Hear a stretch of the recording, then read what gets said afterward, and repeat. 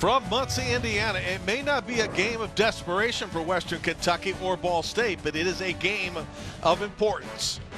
Toppers trying to get their first win. The Cardinals trying to go 2-2 before they get to the heavy part of the season with the Mid-American Conference. Greetings, Jim Barber and Mark Herman, who started at Purdue, and he's also in the College Football Hall of Fame. Well, we don't know where these two quarterbacks are going to wind up in terms of college significance or legacy, but the fact is they've got talent. The two guys today we'll see have got plenty on their plate, particularly receivers who can make some separation. Well, these are two very capable quarterbacks, both very talented, great competitors, great leaders. Sometimes the numbers have suffered, but their surrounding cast has got to pick up their game. And as you see, the numbers have been a little bit average, but we do know that they're capable of making the big plays. So it's a question of how can they execute the game plan today? Can the offensive line take care of them? Can their receivers get separation in the passing game? And then I think you'll see these two guys performing at a very high level. We're speaking of Riley Neal of Ball State and Davis Shanley of Western Kentucky. Here's Riley. Riley with the clean pocket is big and strong, can see over the defense, and you can see the good footing, stepping into the throw and then delivering an accurate play and letting his wide receiver make a terrific catch here. You've got Davis Shanley once again with the clean pocket. He's got the nice quick release. He's very sound in his delivery and an accurate throw for a nice first down gain into red zone territory against the Cardinals.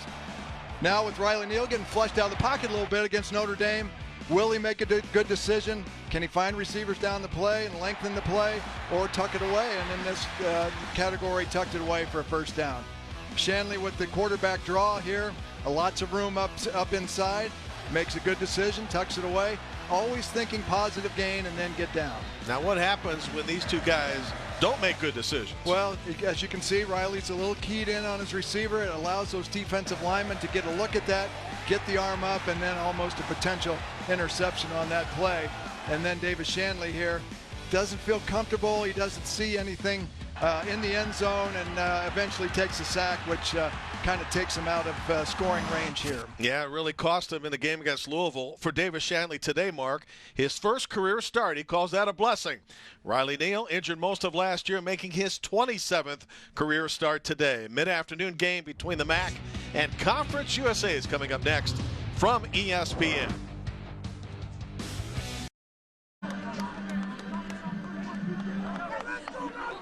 Mark, I've been waiting to use this line all week long. It's Sanford and Son on the Western Kentucky sidelines. The head coach is Mike. He's actually the son. Dad, Mike Sanford Sr., is the running backs coach. We'll get into some rather interesting stories about both of them as the game goes along. This is his second season, a record of 6-10, and a heartbreaking loss last week to Louisville. And Mike New, year number 3, he calls this homestand of 3 consecutive games huge. This is critical for the Cardinals. You're back home. You've had some tough road games against Notre Dame and Indiana. You have a very good Western Kentucky team coming in here. It may not say that way in the record, but Mike New knows that this is a very solid Hilltopper offense and defense. So big game here for both teams. Ryan Rindler to kick off for the Cardinals, who are decked out in all red. This one is to the end zone, a yard deep. And a solid return by Garland LaFrance, who averages roughly 22 yards. He brings that back 27. Time for Western Kentucky to go to work, and Davis Shanley, the redshirt freshman from Duluth, Georgia, gets the start today. There was a flag on the very first play of the game. It's a Mid-American Conference officiating crew headed up by Amanda Sauer-Cook. Number 28 of the receiving team. 10-yard penalty, first down. It's on Demetrius Kane. Amanda Sauer-Cook started working high school games in 2011, the first woman ref to work a MAC game. And great to have her and the Mid-American Conference officiating crew, as well as replay officials Jim Thomas and Dennis Jackson, the communicator. There's Davis Shanley. Comes in at 6 foot 190. He gave a halftime speech last week at Louisville. He does everything. Well, he's a great leader. He has a quick twitch as far as mentally getting rid of the football and just being able to run this offense. Does a lot of zone read, and he'll hand the ball off to Joshua Samuel to start the game. They have 3 really special freshmen in that backfield that they can use, Mark. Yeah, Mike Sanford was really high on this group, and he'll want to get them the football, and they want to play fast. You can see that they're up ready to go. That play going off tackle doesn't go very much for Samuel. As Chris Crum, the nose guard, 42, makes the tackle, brings up a 3rd and 5. Western Kentucky on 3rd down, struggling this year, 99th in the country, under 35%. Still a manageable down on their first offensive series. Shanley from his own 10. Penalty flag on the play. Completes the first down beyond the 30. Finding the tight end Kyle Fortenberry, but penalty flag back at the 10-yard line. Let's see if the play is in fact coming back. Yeah, more than likely here. Davis Shanley had a fair amount of time, and the official dropped the flag in that backfield, so probably necessitating that hold. Number 67 offense. 10-yard penalty. Replay. 3rd down. By the way, Amanda Sauer-Cook has moved from an umpire to the center judge to now getting a chance to referee a game, so congratulations to her. Yeah, great opportunity, and you'd love to see these opportunities happen, and she'll do a great job. But here, Western Kentucky facing 2 penalties here early in this football game, and boy, when you come on the road against a solid opponent, you don't want to lose those types of yards, especially negating a big play there on 3rd down. Brings a 3rd down mark, and behind the chains, they must get 15 yards up to the 22-yard line for a 1st down. Cardinals are going to bring a blitz. Can't get to the quarterback, and on a crossing pattern, good enough for a 1st down and then some. We told you about how good their receivers are. Well, they find Quinn Jernigan for the catch, his 12th reception of the year. It's a pickup of 30 and a 1st down, but there is another flag back inside the 5. Well, the question is, was there another hold? Personal foul. Hands to the face. Defense. Number 11. 15 yards will be added to the end of the run. So, in 1st other down. words, this penalty against the Cardinals, you can tack on 15 to the 30 that was gained on the penalty on Ray Wilborn. Can you see it, Mark, on the right side of your screen? I did not see that, but I did see Davis Shanley deliver a terrific throw on 3rd down, and big conversion there, and then tack on the penalty on top of that. So big change in field position here for Western Kentucky, and an unfortunate penalty here against the Cardinals. Wow, speaking of big change, they go from inside their own 10 into Ball State territory at the 48 with a fresh set of downs. Cardinals rush 4 over the middle, looking primarily for tight ends today, and that's Kyle Fortenberry, who was on the end of a shovel pass last week. His 2nd reception already, and they are going to use their tight ends as much as possible, as Fortenberry now winds up as a receiver on the near side. Bunched together with Jaquez Sloan.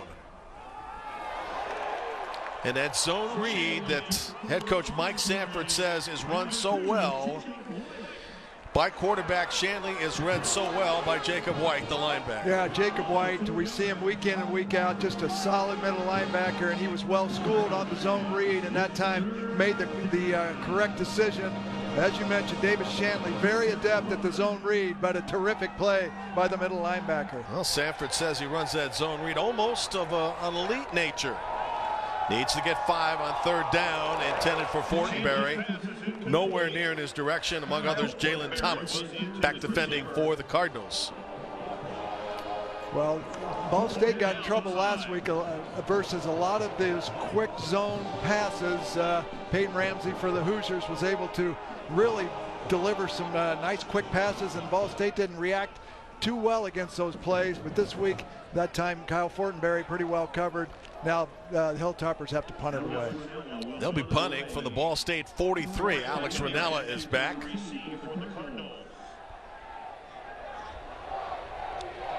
And punting to Corey Lacanaria. And Lacanaria will let it go, and that will go into the end zone. So series number 1 for the Cardinals on offense will begin from their own 25 in a scoreless game. 2.5 minutes in. Chance to watch Riley Neal, who had a very modest game last week.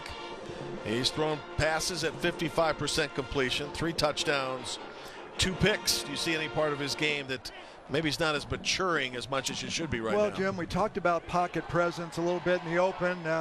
Does he kind of see things that aren't happening and therefore flushing himself out of the pocket? Or do you sit tight, trust your linemen, trust your scheme here, and deliver the football? They're not always going to come open quickly. You've got to hold it to that last second. Let's watch that today as Riley Neal performs. To James Gilbert trying to run to the outside. Able to break 1 tackle, and he gets 3 on the play. Gilbert with 2,408 career yards coming in.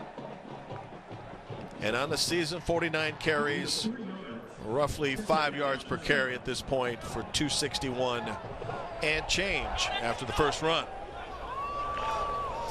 On the jet sweep, now to the near side, and Hall, who makes 1 man miss and then is gobbled up before he can get to the 25. The general feeling about Justin Hall, number 12 for Ball State, he is the one guy as a receiver that can get separation. Yeah, he's quick, and he is a tough cover, and that time they love to get the ball to him in space. Great job of running to the football by the Hilltopper defense. This team has some speed. They've got some seniors on this side, no seniors on the offensive side, so this is a leadership portion here for the Hilltoppers. On 3rd down, Neal with time. He's got Hall. And he is across the first down marker. He picks up 7 first down Cardinals. And you mentioned youth on both sides. These are 2 of the youngest teams of 5 of the youngest in college football with a limited amount of seniors. Yeah, it's tough with a young club. You get some maturity mistakes and those types of things, but I think both these teams are coming of age every week, and Western Kentucky had a tough loss last week against the Cardinals. Offense, number 64, 5-yard penalty, first down. Now the offensive line has already been shaken this week as Caleb Slavin has a foot injury, was in a boot earlier this week, so he didn't get a chance to start. They moved Andrew Painish over from his center position and then brought Chris Beach into the center spot.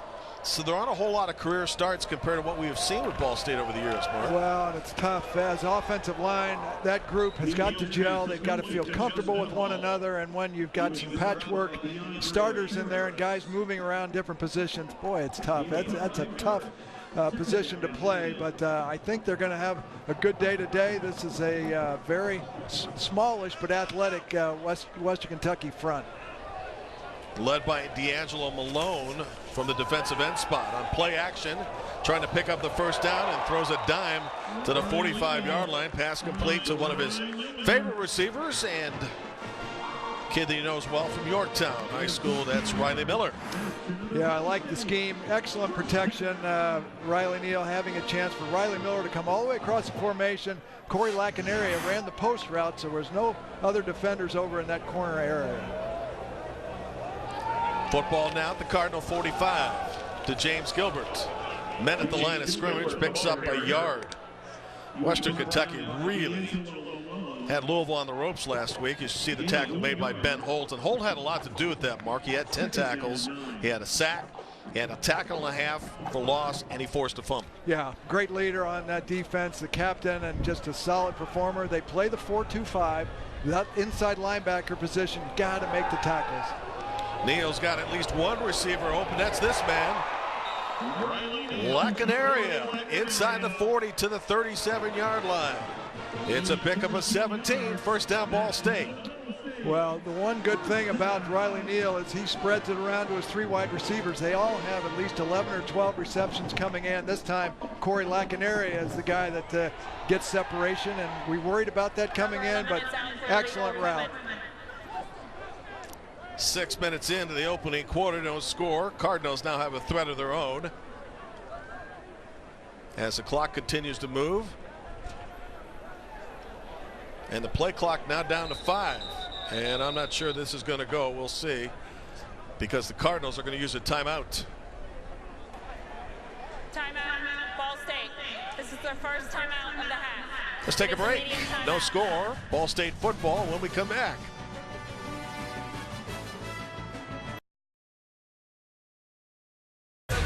show me college football.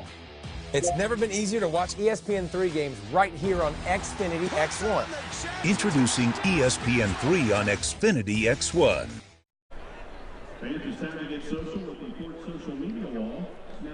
Mark Herbig, Jim Barber, Cardinals football at the Western Kentucky 37. It's a fresh set of downs. 8th play of the drive coming up. Riley Neal is pitching a perfect game so far. 5 of 5 for 44 yards. And he's getting time to do so. Behind newly appointed center Chris Beach.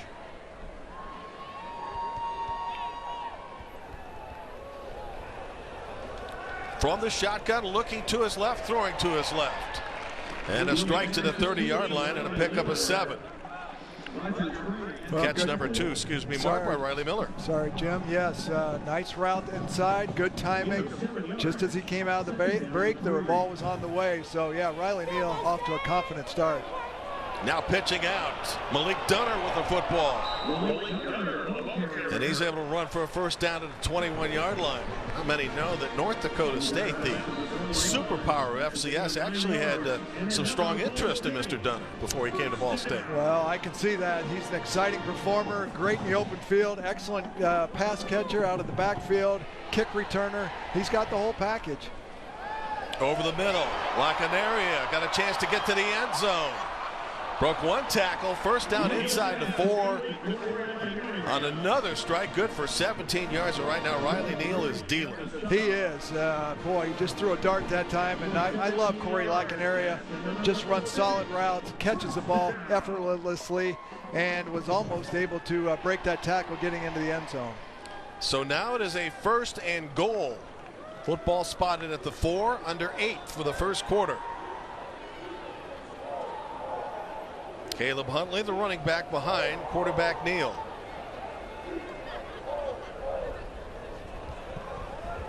Here's Huntley, straight ahead to the end zone. He's close. Picks up 3. It'll be 2nd and goal. Huntley's a handful inside. He's big at 5'10", 220. Cardinals to go quickly. Huntley again, stood up, line of scrimmage, not going anywhere. Gage Walker was up there from the nickel position. And Huntley, Mark, may have, well, he didn't lose a yard, but he was close to losing a yard. It'll be 3rd and goal. Well, that was a heck of an effort and a tackle right in the hole there for Western Kentucky. And they're not going to give up easily here. And right at the 1-yard line, see what happens. Trying to convert in the red zone. Pitch to Dunner. Going wide. No problem. Touchdown. Great call. Everybody hunkered down inside the tackles. They fake the dive play and pitch it out to Malik Dunner. And certainly has the speed to get to the end zone. And just a heck of a drive for Ball State as they mixed up run and pass and finished it off with the touchdown. And for Malik, his 2nd touchdown of the season. Well, the run game has been a constant this year for Ball State. They have 3 capable backs, and we saw all 3 of them in that drive. And Malik Dunner getting the ultimate score for the Cardinals. There was a 13-play, 80-yard drive off the snap from Greenwood and a hold of Snyder. Extra point is good by Morgan Hagee. So after Western Kentucky had threatened, the Cardinals came right back. And on a toss to Dunner, have grabbed the early lead.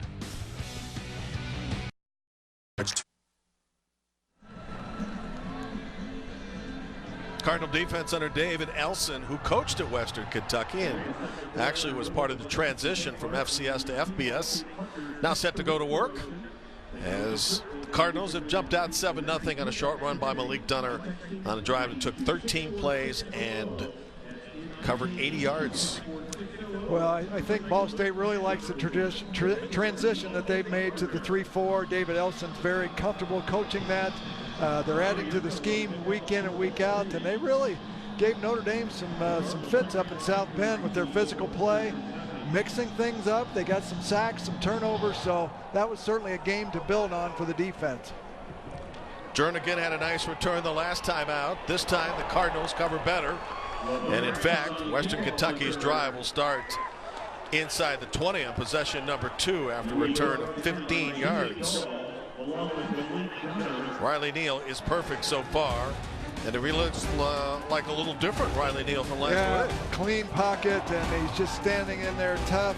His guys are getting open for him. We've seen a little more zone coverage from Western Kentucky than we anticipated, but guys are running excellent routes, and when that line does their job, the quarterback's job is much easier. So Riley Neal with a very comfortable, consistent start. There is a flag on the play. Sportsmanlike conduct, offense, number 15. That penalty is half the distance from the spot of the foul. First down. That's on Takorian Darden. So now, Western Kentucky with another significant penalty. If he picks up another one, he's ejected.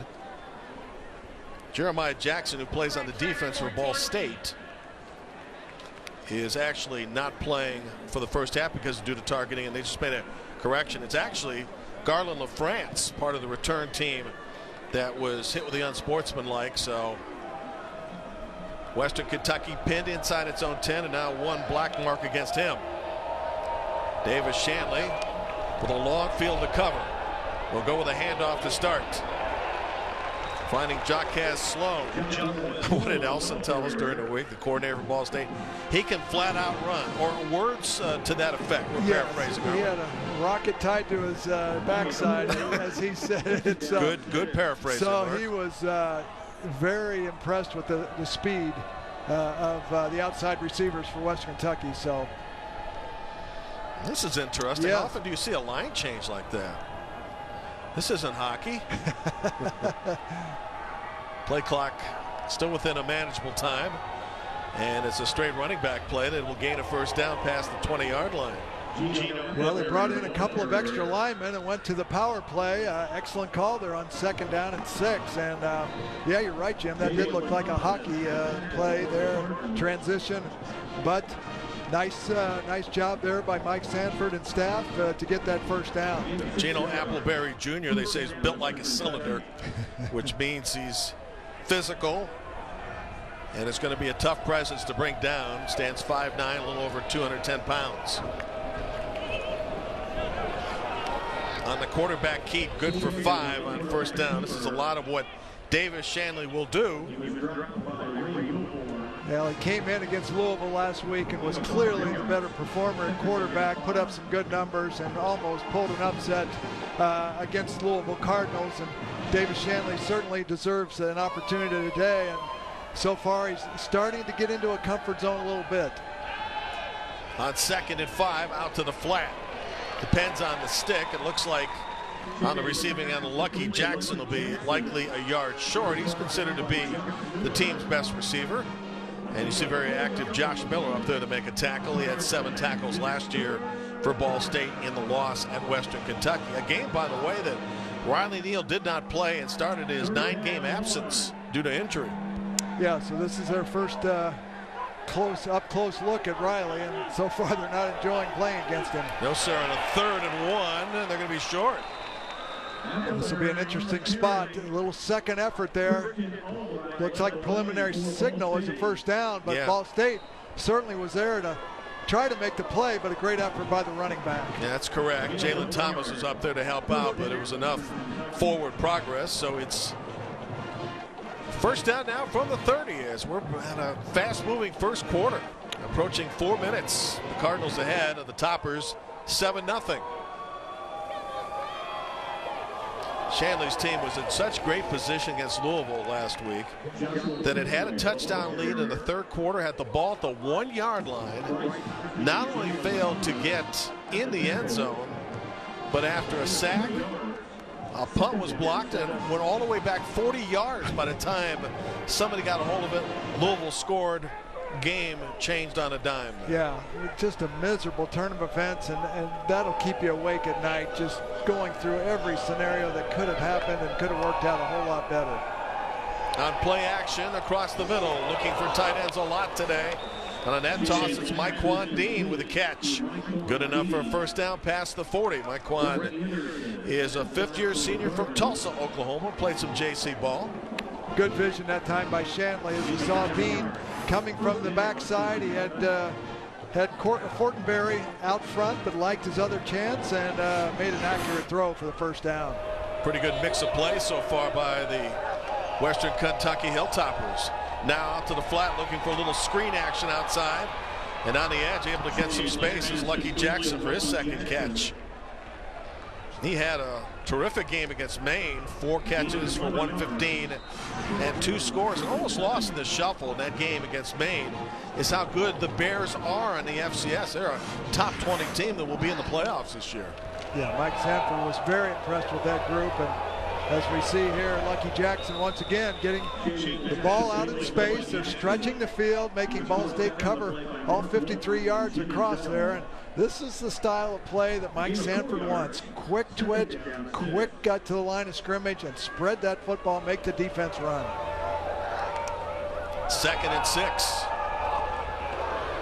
Again, a quick out to the near side. Again, Mike Wandine. Ball will be spotted inside the 40. Yeah, this is a key drive early in this game for Western Kentucky, just to kind of get into their rhythm, and I think you're finding that, and they're mixing things up with the zone read and the quick decision passing game. Now you've got a nice 3rd and 2. Excellent opportunity here to convert. Almost a 4-down opportunity, I would think, Mark. I would agree, yeah. I think they know that it's going to take a lot of points to win the football game today. Ball State with a lot of people up on the line of scrimmage, and looks like a false start. False start. Offense, number 61. 5-yard penalty. 3rd down. It's on the right guard, Jordan Meredith. They have one change in their starters today as Parker Howell moves up from the 2nd spot to take over for an injured Cole Spencer, who's been dealing with a lower body injury and also broke a thumb in the opener against Wisconsin. Well, no senior starters for this offensive unit, so this is a team that will be on the rise, but right now they're suffering through some growing pains, but some guys are stepping up today. Head coach Sanford said, I had to rebuild everything on this team. Need to get 7 on 3rd down, looking to his right, and that ball is incomplete. Intended for Quinn Jernigan. That brings up 4th down. And let's see what the Hilltoppers do as we are down to 1:44 for the opening quarter. Well, tried a little back shoulder type throw to Jernigan. That's a long pass from that left hash out to the right side, but just couldn't connect. But good job of changing the field. They got some things going, but the penalty certainly hurt the opportunity to go for it on 4th down. So Alex Ranella, Mark, has his 2nd punt of the game, trying to pin this one inside the 10. And the fair catch made just beyond the 10 by Lacanaria. It'll be a long field for the Cardinals, but they do have the ball back, and a 7-0 lead as we wind down the opening quarter.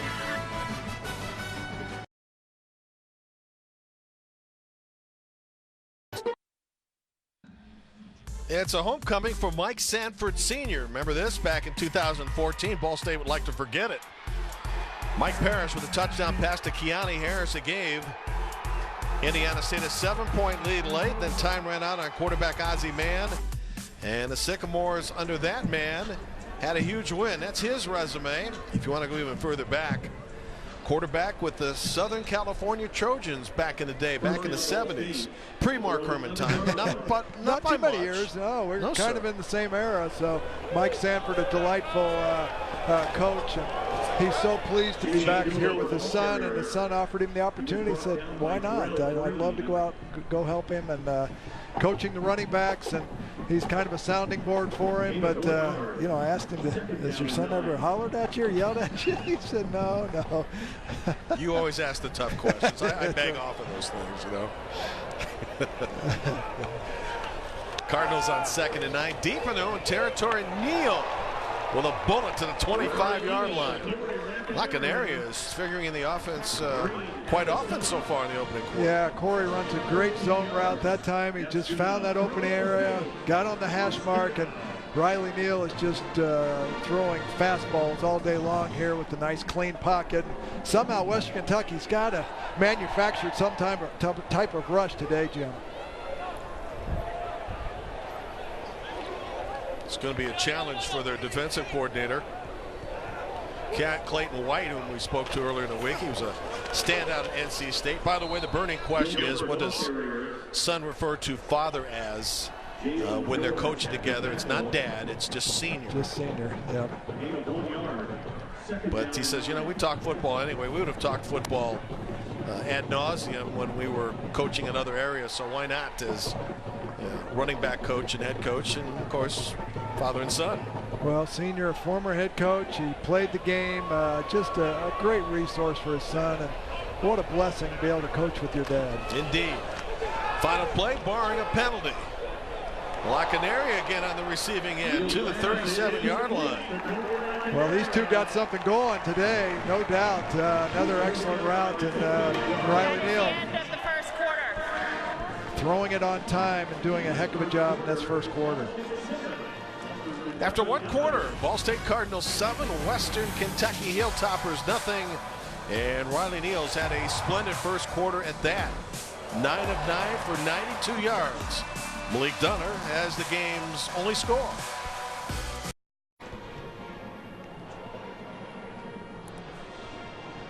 Ball State quarterback Riley Neal on the threshold of taking his head coach's position in career passing yards. Mike New assured us on the field today that they will not stop play for the momentous occasion. In fact, Mike's words were, he can have that That's record. right. He had a little wry smile, and he said that's fine with him. And so far, he's been finding Corey Lacaneri on 4 occasions. And the Cardinals now with the football to start the second quarter with a fresh set of downs from their own 37. Malik Dunner, running back, now released as a receiver. And Neal is going to throw it away. Had to bench that one as pressure was coming from a couple of different areas. And the Western Kentucky team that came in 113th in the country in sacks.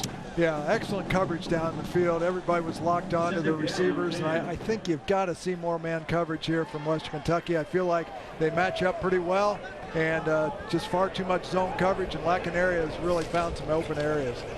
Back to the running game and a straight ahead dive as Caleb Huntley carries the football up to the 39. Presents Ball State with a 3rd and 8. Ball State just 4 of 14 last week against Indiana. Far better this week, and it's so important to keep those drives going, enable you to get scoring opportunities, and sometimes the scoring chances have just been minimal here for the Ball State offense this year. Now, the Cardinals weren't good on 3rd down last week against Indiana, Mark. In fact, just had a 1st down early in the game and then one late for the season, though, best in the MAC.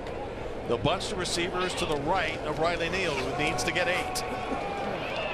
And Neal steps up right into the middle of the traffic and is brought down. And it'll be 4th down and time to get rid of the football. So with the coverage that Clayton White has been dealing with or throwing at Ball State lately, they're starting to get to Neal. Yeah, back-to-back pressures that time. Excellent coverage in the secondary.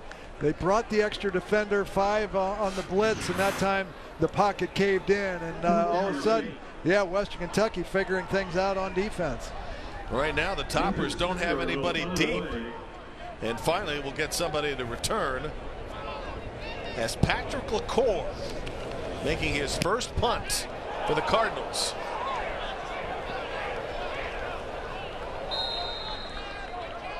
As he replaces Nathan Snyder, who had struggled against Indiana. A low-line drive kick in that game led to a long punt return.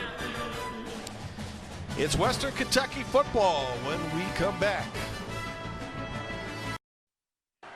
Last Saturday night, Cardinals Stadium, Louisville, Kentucky. Western Kentucky, little hook and ladder late. Trailing by a field goal, at least got in position to try to tie the game and force overtime. Ryan Nuss's kick just wide right. Had the distance. Did not make it, though. And in a winnable game for Western Kentucky, the Hilltoppers went to 0-3. Mike Sanford still loved the effort, did not like the final result. On 1st down, looking right on the jet sweep and throwing to his left for a modest gain, 7-0 Ball State lead as we're into the opening moments of the second quarter.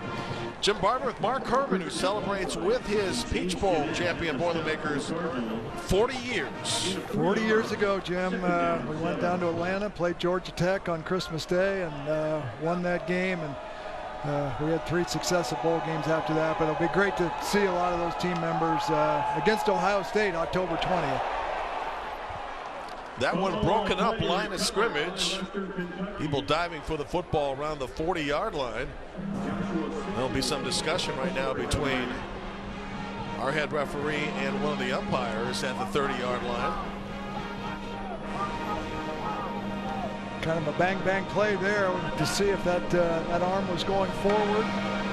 The ruling on the field is a fumble.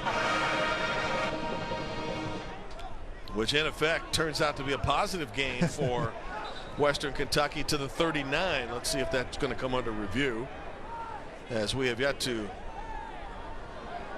see replay sneak a peek at any of the plays here in the game. In the meantime, we'll reset play clock and start over again as we approach 12 minutes for the first half.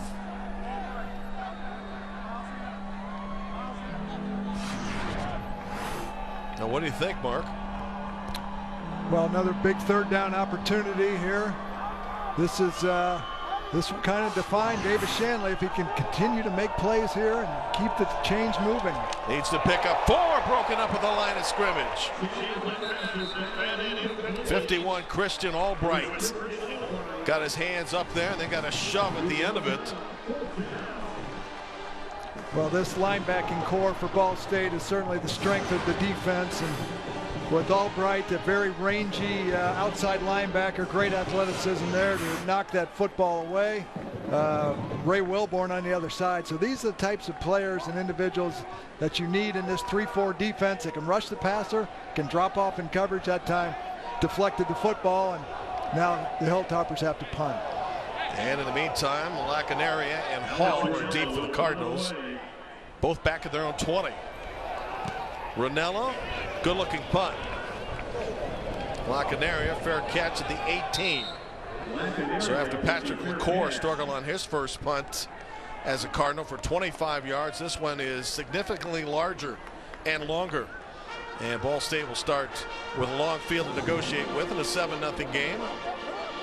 As players right now are having to be separated. Yeah, there's a little chippiness on the field these last couple of series, and I think both of these teams know the importance of this game to, as you enter conference play, to get into that winning mode. And it's been a tough 3 games for both of these teams, and they so badly need wins, and they know their teams have not performed well enough to get on that victory side of the ledger. So they know the importance of this effort today. Yeah, speaking of the Cardinals, along that lines, this homestand of 3 consecutive games includes games against teams that, after Kent State finishes it up with Ole Miss today, will likely have combined records of 2-8.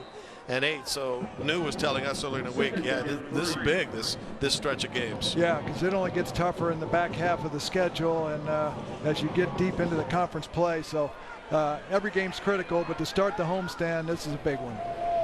Ball State will see a Toledo team that's put 63 on Nevada today and is still playing in the 4th quarter. James Gilbert bouncing to the outside for the first down for Ball State. You know, lost in the shuffle, the blowout loss last week to Indiana was a fact, Mark, that Ball State ran the football for over 200 yards. Absolutely. The running game has been very solid this year, and I asked Joey Lynch and Mike New, are you going to continue to feature that? And he said we have to. These 3 running backs are excellent. You know, keep the pressure off of Riley Neal. We've got to be a physically tough team and be able to run the football. The run this time to the near side, and James Gilbert does a little stiff arm at the 43 where he's driven out of bounds. Decorian Darden made the tackle on the previous exchange, and now Gilbert on first down with a positive gain as he picks up 8. Mike New calling the plays just as Mike Sanford does as head coach for his team. And this bad snap back to Neal, and now he goes down, and because of college rules, once your knee touches the surface, the play is blown dead. That's a bad break for Ball State. Yeah, not a clean catch there by Riley Neal, and sometimes you catch yourself peeking and you don't see that ball in. And unfortunately for Ball State, that's kind of puts a tough situation here on 3rd down. They've run a lot of plays in this first half and have gotten into a really good rhythm, but this is a true setback. Yeah, from 2nd and 2 to 3rd and 19. Timeout right now, Hilltoppers. Timeout. Let's step aside.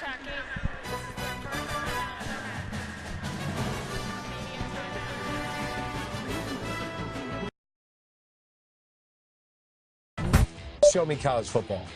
It's never been easier to watch ESPN3 games right here on Xfinity X1. Introducing ESPN3 on Xfinity X1.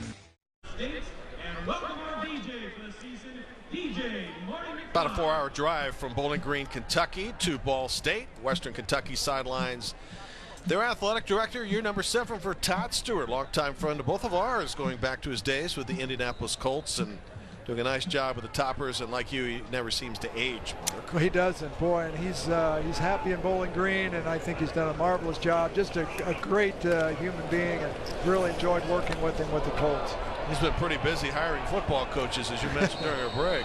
Yeah, unfortunately, Western Kentucky is kind of a stepping stone to maybe bigger jobs, but they have a quality program there, and I think Todd has done a great job of bringing in quality people, and I think they're building something good after that transition from FCS to FBS. Well, Western Kentucky's had many notable head coaches dating back to Jack Harbaugh, and David Elson, of course, did his time there for 7 seasons. Now the defensive coordinator of Ball State, Willie Taggart, now at Florida State, whose team today leads Northern Illinois 14-0 first quarter. And I think Willie could use a breather because he has brought down the ire of fans just in his first 3 games.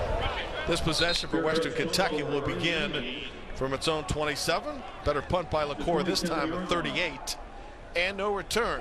Well, what's your take on the first 20 minutes of play in which we've only seen 1 score? Yeah, certainly a little more one-sided in Ball State's favor, controlling the football and getting points. Western Kentucky had a drive going, but it stalled and really not put together a lot so far. Ball State's defense, I think, has played very well, but Davis Shanley and crew have got to maybe hit some big plays down the field and get something going that they can really get some momentum swinging to the side. It would also help if they could put together a running attack. This has been an Achilles heel so far for this year's team, but on first down, that's a positive gain and a pickup of 5 as Joshua Samuel, the redshirt freshman from Greenville, South Carolina, carries the football. Yeah, a lot of new faces in that offensive line, some young running backs, and you're right, Jim, they need to get something going in that passing game and the run game. Quentin Jernigan made the catch, forced out of bounds there by the corner Josh Miller. That's the O-line, and if you add all those starts up, 37, which sometimes doesn't equal the amount of starts for one player who is an O-lineman on another team. Yeah, that's exactly right. So yeah, when you've got a lot of new faces, young guys who have not had a lot of snaps, it's just on the job learning here. You've got to be able to protect and give your quarterback a chance to make plays. Makeable third down right now for the Hilltoppers. Shanley rolling to his right and throwing. That's a first down.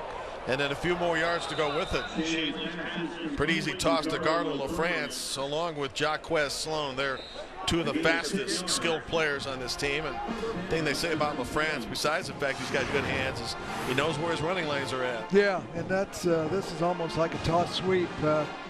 Shanley on the move and well executed. That's a big first down to keep this drive going. We are already halfway through the second quarter. 2 tight end formation. They'll bring Fortenberry now over to the right. Dean is on the left side of the line. Shanley looking across the middle. He's got a man. It's a big hitter. Lucky Jackson still with a football. To the 20 and out of bounds to the 15. What a huge play for Western Kentucky, and Lucky Jackson, their best receiver. Boy, Shanley did a great job of moving the defense. He had the good pump fake, and that whole defense moved, and then he found Lucky Jackson all alone in the secondary, and then you can see what he can do with the football. A pickup of 41. Quarterback keep, and Shanley goes out of bounds at the 17-yard line. So Western Kentucky in the red zone for the first time in this quarter. They have not been very effective in the zone this year. In fact, coming in last in Conference USA and almost last in the country, converting just 4 scores and 8 tries. A lot of teams run the run-pass option. That time Shanley was looking to throw but tucked it away. and still got 4 yards, so that's a positive, but they were looking for a little bigger play. Handoff Samuel, stood up line of scrimmage. Trying to get a block from the left guard, Tyler Witt. Not much was available. Will bring us to a 3rd down. Well, the red zone offense, red zone defense, this is where you make it happen, and Ball State's been very solid in this area. Western Kentucky struggles some, so let's see what gives here. And Davis Shanley goes with an empty backfield and a 4-receiver set. Make that 5, actually.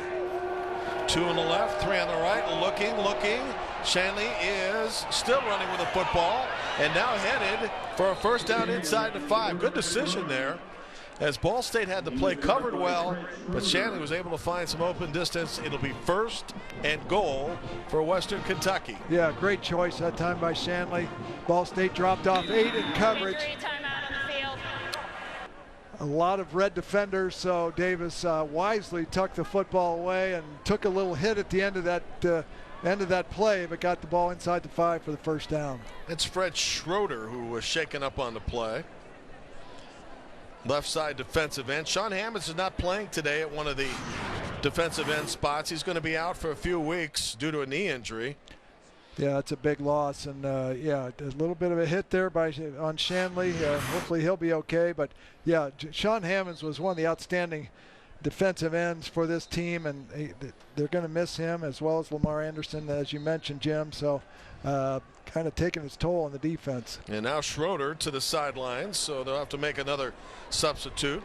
James Jeanette was expected to play more in that backup spot. Shanley for the game now 11 of 14 for 127. 1st and goal inside the 3. Straight ahead running play. Maybe a yard for Gino Appleberry. 2nd and goal. It's Jacob White up there to make another tackle from his linebacker spot. The 2-year captain who calls the defensive plays.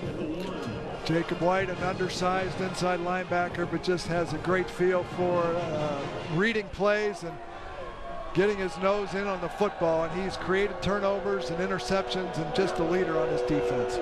Shanley Appleberry straight ahead, dives for the touchdown. Appleberry, one of these 3 talented freshman groups as Western Kentucky has here, and it's a very productive group, and that time he was able to punch it in, went with that zone play again, and well blocked at the point of attack. So now off the snap from Ben Reeder and the hold of Adam Kraus, Ryan Nuss can tie this game. 9-play, 73-yard drive.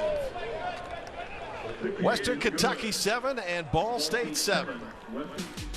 The drive lasted just about 4 minutes. And Gino Appleberry's first touchdown of the year has pulled the Toppers even.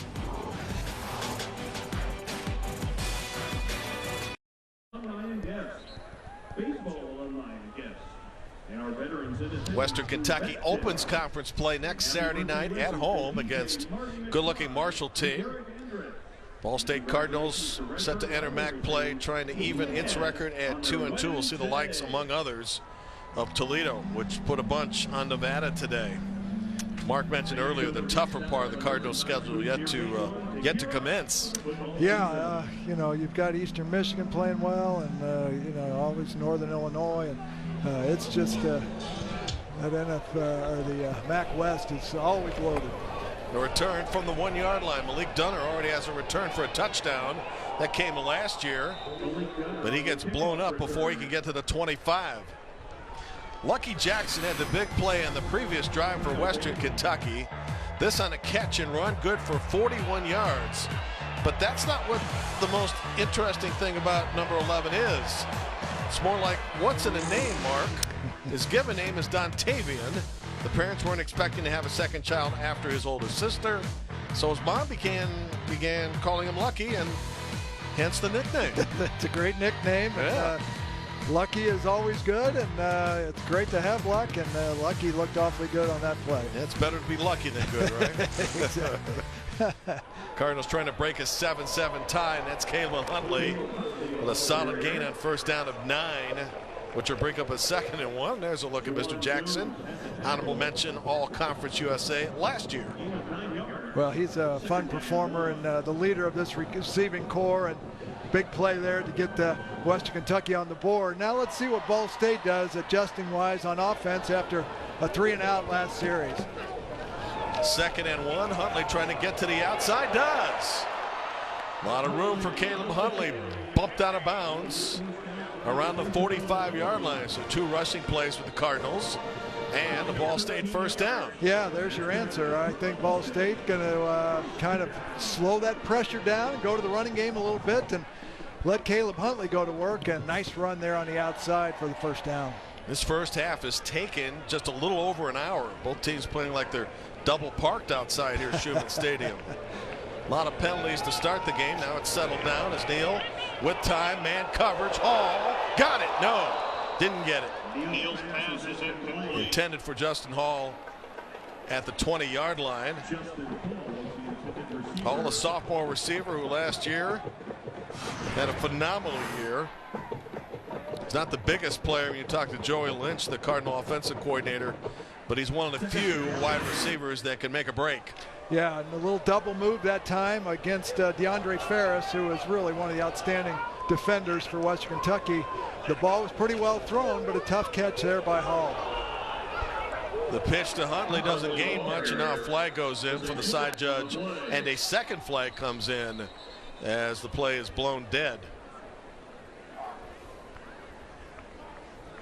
Let's see. Again, Amanda Sauer-Cook is our referee today, the first woman to work a MAC game.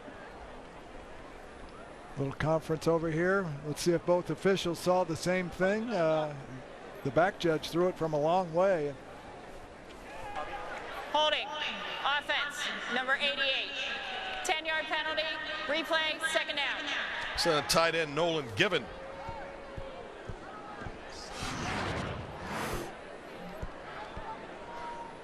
He is at the top of your screen, number 88. And there comes the hold. Yeah.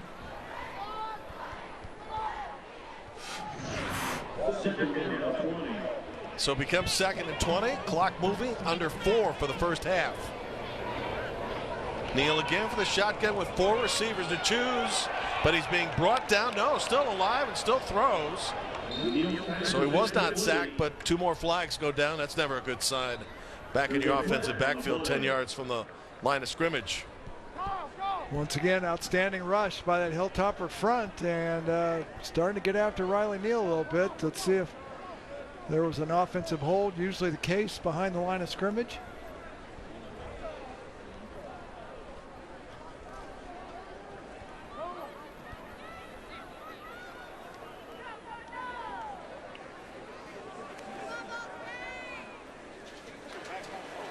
Personal foul.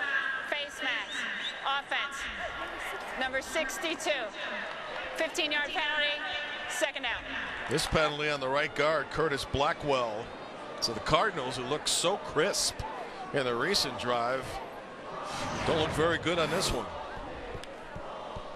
So you get a hold and a face mask back to back. Yeah, in the previous series, you had the mishandled snap and some sacks. And so, yeah, you're right, Jim. Things are unraveling a little bit here from the Cardinal side of things. 2nd down, about a third of the football field for a first down. Hassan Little with a catch. And Little's able to break 1 tackle, get some of the yardage back, but they're still about a quarter of the football field away from converting a first down. That was a 2nd and 35. You had those type of plays often at Purdue, didn't you? Yeah. No, you didn't. I mean, you guys were pretty good. We were pretty good, but boy, that's tough for Mike New to find a play. You want to get 10, 12 yards, but still, heck of a long way to go here for the Cardinal offense. Have to get all the way to the Western Kentucky 44 mark for a first down. Neal going to step up, try to get most of it back. And Hall gets clobbered at the 48-yard line. I'm not even sure that was a catchable ball. Western Kentucky picks up pass interference, and that is a very, very bad break for the Hilltops. Yeah, that's a killer. 3rd and forever, and then just a bad pass interference play there by the secondary, and all of a sudden a terrible situation for Ball State turns into a first down. Pass interference, number 26 on the defense. 15-yard penalty, automatic first down. It's back on the backup corner, Deontay Ruffin. So Ball State goes from a 2nd and 35 to a first down. Well, there's about a 1.00% chance of getting that conversion, and they somehow pull it off. You did not have to check with our ESPN research group on that, did you? No, that wasn't really going out on a limb. No. 3 minutes to go. First half, Ball State's offense alive and well. A little dump off the Hall. Can't make the catch. Sometimes the easiest catches turn out to be the ones that go awry. Justin Hall was the intended receiver. Well, everything was being beautifully played in that first quarter. Riley Neal was perfect. He started out 9 for 9, and it's just been tough to find that and regain that rhythm offensively. And certainly Western Kentucky has a little bit to do with that, and pressure and changing up coverages. But Ball State searching for some answers here on this drive. I would think coordinator Clayton White has got to be pleased with his defense so far. But needing to pick up 10 yards, the Cardinals get more than that. A dozen on the catch by Hall. First down, Ball State. Justin Hall, sophomore season, receiver out of Douglasville, Georgia. Well, he had a brilliant freshman campaign, and they're very excited for Justin Hall to come back. He's an exciting performer. He's not the biggest guy, but he certainly is capable of making plays, and he extended that play for the first down. Nice job. Got dinged up a little bit during camp. Able to recover from that, be on the field. James Gilbert making his way close to the 30-yard line. In fact, they'll spot him at the 31. Good enough for a first down. A little sweep play to the near side. James Gilbert, what an effort there. Outran 2 defenders. That could have been a big loss, but he was able to turn the corner and get a first down run. James Gilbert, such a great performer, and they're so happy to have him back after an injury-filled season of 2017. Gilbert, Lacanaria, and quarterback Riley Neal back this year after a year in which they had to sit on the bench. Looking for 6 there, incomplete. Near the goal line on a post route. The ball a little tall that time. Riley Neal had a nice clean pocket, and that's where he wants to be, but that ball sailed on him just a touch on the post route. Receiver had a step or two in the bunch formation, and a nice route there. Outside leverage by the defender, and the ball just kind of got away from Riley. Intended for Hassan Littles. 1:50 to go, first half. Cardinals have 2 timeouts remaining. Ball State will get the football to start the second half. To Hall on man coverage, pushed out of bounds. Stopping the clock with $1:44 to go. Roger Cray on the coverage, a little softer zone that time, and Riley Neal recognized it, just threw the simple hitch route and hoping your receiver breaks the tackle. Now 3rd and 4, another excellent opportunity here for the Cardinals, as we're under under 2 minutes here to go in the first half. And Mark, should this drive stall, this is at Morgan Hagee field goal range, it'd be roughly a little beyond 40 yards.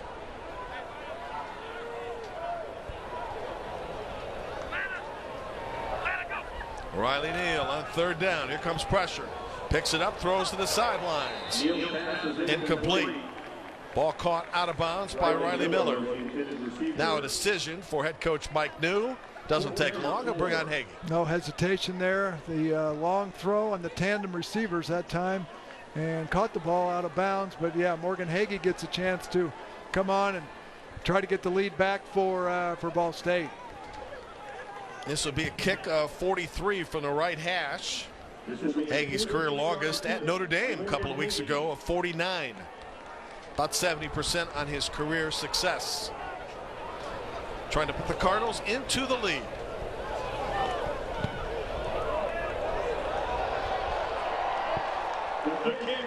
10-7 Ball State. Good kick by Hagee. The ball looked like it was running out a little bit of steam, but he had enough on it to get the 3 points. Excellent drive by Ball State, and they got back in this thing and taking the lead. Aided by a pass interference penalty that took Ball State from a 2nd and 35 to a first down, and then eventually a 51-yard drive, as Mark mentioned, that resulted in points. Western Kentucky has 2 timeouts remaining, as you can see by the 2 dots underneath the score of 7. Well contested first half here by both teams. There have been some mistakes, some penalties, but I think both teams are playing hard. It's going to come, those mistakes, that's why coaching's such a tough profession. You've got a team second and forever, and you get a pass interference penalty. It keeps the drive going, then they go down and get 3 points. But the game kind of ebbs and flows, and let's see if Western Kentucky can do something before the half. Mike Sanford saw a destruction last week in the block punt that eventually led to a victory for Louisville on a turn of events, and now the penalty, pass interference, that kept that drive alive, resulting in 3. Jaquez Sloan, number 2, is the deep man for Western Kentucky at the goal line. It's headed in his direction. He'll come up to it at the 10. He's got speed. He's got an open lane. Penalty flag on the play. Skirting down the sidelines. They will spot him out at the 45. But was there a block in the back or a clip? We'll find out. But he's quick, as advertised.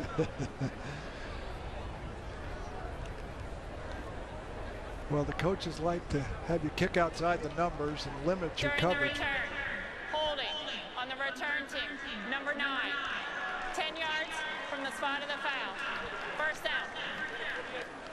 Coming up in the Capital One halftime report, we'll take a look at how sideline props like Miami's turnover chain has become a new trend sweeping college football. An update on the situation with Urban Meyer and Ohio State. Right now the Buckeyes leading 14-0 late first quarter. We'll have the Capital One fan vote winner, of course. First half highlights and stats all on the Capital One halftime report. Mark Herman, Jim Barber, 10-7 football game, and Western Kentucky with 88 seconds to operate with. And Mark, how do they play the final minute and a half? Well, I think you've got some chances here. This is a speedy wide receiving core. Shanley can throw the football well. Ball State came with a blitz. Mike Quest, Dean, he'll be having nightmares over that because he was wide open and just could not get a handle on something he probably would handle, what, 99 times out of 100? Yeah, very anxious there to turn up and make a play, and you've got to secure that football first, and those things that, yeah, you're right, Jim. That'll haunt him tonight as he gets on that bus. But yeah, tough play there, not being able to convert. Mike Quan with 10 catches on the season for Western Kentucky. A 2nd and 10. That one on a bullet to Fortenberry. He's got the first down up to the 46-yard line, and a pickup of 28 for the tight end Kyle Fortenberry. Just a redshirt sophomore. Fortenberry has had 8 catches coming into this game, and he is an outstanding tight end, really well thought of around the conference. Now the Cardinals rush forward. Fortenberry trying to grab us ahead of the defenders to make sure it wasn't swiped away. David Elson, the defensive coordinator, was telling us during the week he was going to tighten things up a little bit more defensively this week. Have you seen any of that? Yeah, I mean, I think they've done, for the most part, they've done an excellent job. This is a zone team, but they feel like they can pressure these receivers, and I think, you know, the pressure on Shanley has been picked up a little bit, but Shanley, I think, has been impressive with some throws, and so this is a good matchup. I like the speed of what they have at Western Kentucky, but the Ball State secondary has been pretty sharp.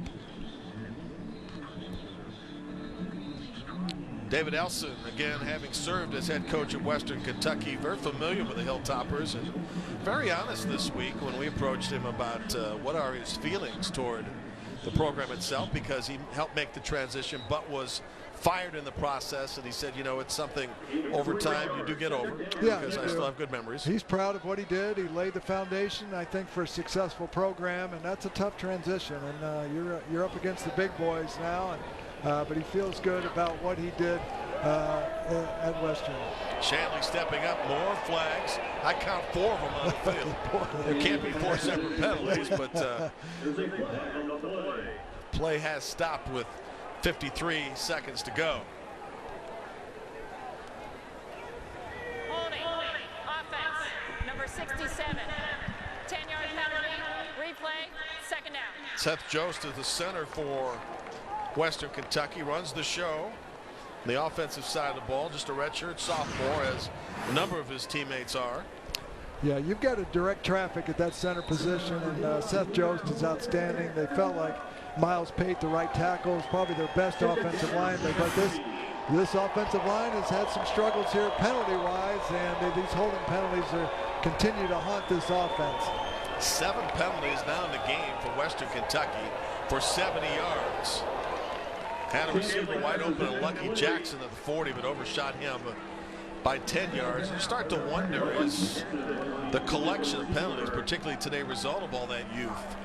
Absolutely, yeah, because when you're not sure of yourself and what you're doing, and then you get some twists and stunts like Ball State does up front, you're not able to pass it on to your buddy because you've not played next to him as much. So, yeah, there's some confusion there, and then you end up grabbing and holding, and it's difficult. Cardinals bring pressure. Shanley, little dump off. And dropped by Samuel. Boy, a couple of drops here in this series, and a little frustration by Shanley. He missed Lucky Jackson in the previous play because Lucky would have scored, I think, if he'd have hit him on stride. But that was a tough series there for Western Kentucky because the penalties and the drop balls, you just can't overcome them. Yeah, 2 drops on that series, and the one where Shanley should have teamed up with Jackson for a home run. Cardinals have 2 timeouts remaining. We're down to 40 seconds in the first half. That's a terrific high-end overhead kick that Lacanario fields around his own 15. There is a flag at midfield, as there was some contact between a couple of players. Corey Lacanario had a decision to make after last year, Mark, as he was on the shelf most of the year for injury, as to whether he would come back or not, and in fact decided to do so, and he's had a strong game today. Yeah, he did not want to end his career on an injury. Number 51 of the return team. 10 yards will be added to the end of the kick. First down. But he's such a solid performer, and you want your senior leaders to come back and have a great 5th year, and I think Corey Lacanario has done that, and he's so solid on punt returns, and we saw the first quarter, he was absolutely lights out with 4 receptions, so I think he's had a good senior year, and hopefully he's happy with his decision. The penalty at Christian Albright will send Ball State back an additional 10. But with 36 seconds to go, don't look for them to do anything dramatic here, as the Cardinals will get the football to start the second half. This is family weekend, huge crowd today. Biggest of the season, typically is a big draw here. And the weather, as like the calendar, has flipped to the fall. Yes, it has, in a big way. We went from 90s earlier in the week to mid to upper 50s. So it's, from my viewpoint, I'm welcoming it, and it's this is what it's all about, to play in these conditions. And as you mentioned, a great crowd to enjoy it. Ditto. Wait a minute, didn't you play in a major snowstorm on Monday Night Football a few years back? I did, yeah. That's always a challenge. Oh, man. You know, that was a classic. They're shuffling the yard markers between plays, and oh, boy. He gained 6 yards on the play. Didn't have any guys on parole like they did with the New England-Miami game that came out with the snowblower to set up the game-winning field goal, huh? Time winding down as we're set to end a fast first half. Lots of good stuff coming up at halftime. Hope you'll stick around with us on the Capital One halftime report. Both teams headed to their respective fields. This started off with a lot of emotion at both sides, as Mark mentioned. 2 teams a bit chippy about trying to win a game. Malik Dunner has the Cardinals' only score. That's the difference of the game, along with a Hagee field goal. 10-7 Ball State over Western Kentucky. To the halftime we go in a moment.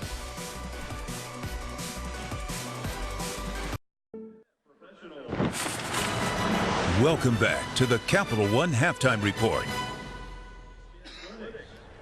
And back at Schumann Stadium, halftime between Western Kentucky and Ball State. Time to take a look at this week's winner in the Capital One fan vote.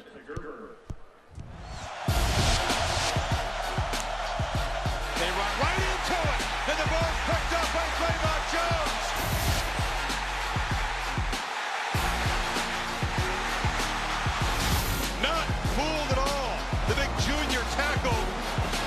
on the shovel pass.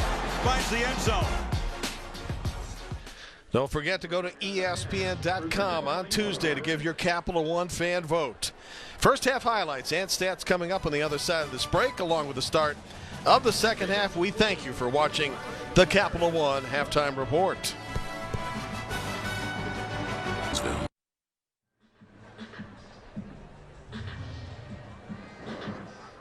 Ball first. Up in our broadcast position high above the stadium, Jim Barber and the former star of Purdue football for a number of years and undefeated bowl games, by the way. Mark Herman, good to have you back with us.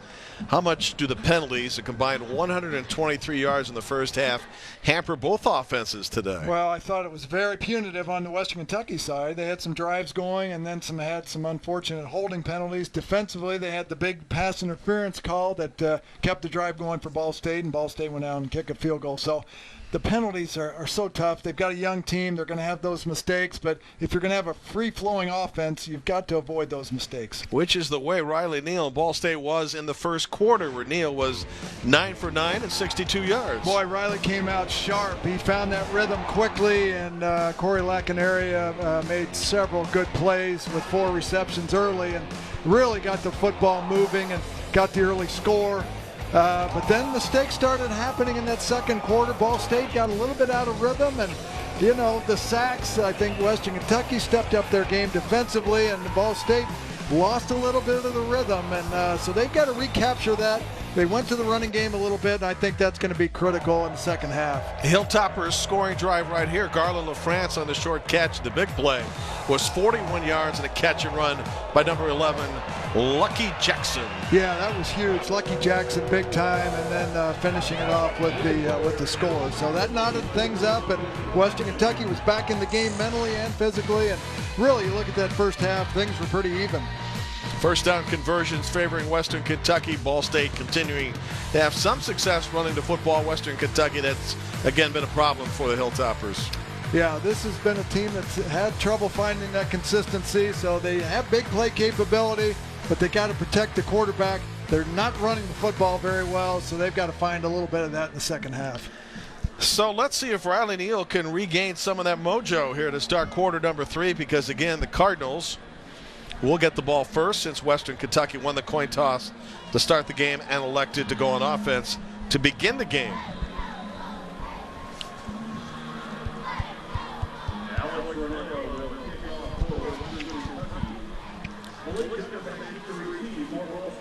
Alex Ranella will do the duties for Western Kentucky. Malik Dunner from the goal line, couple of yards in. With the right knee means Ball State will start the offense and its first possession here in the third quarter from its own 25. A lot at stake for both teams. The Cardinals in the beginning of a big 3-game homestand and a winnable 3-game homestand, while Western Kentucky without a win, losing to FCS Maine to start the season. Of course, the loss to Louisville last Saturday night was painful because that was a game that it looked like the Toppers had in good position to win. And Western Kentucky picked 5th in the Eastern Division of Conference USA starting out, and they're hoping to climb the ladder in the offensive standings. James Gilbert dropped for a loss on the first play of the second half, a loss of 1.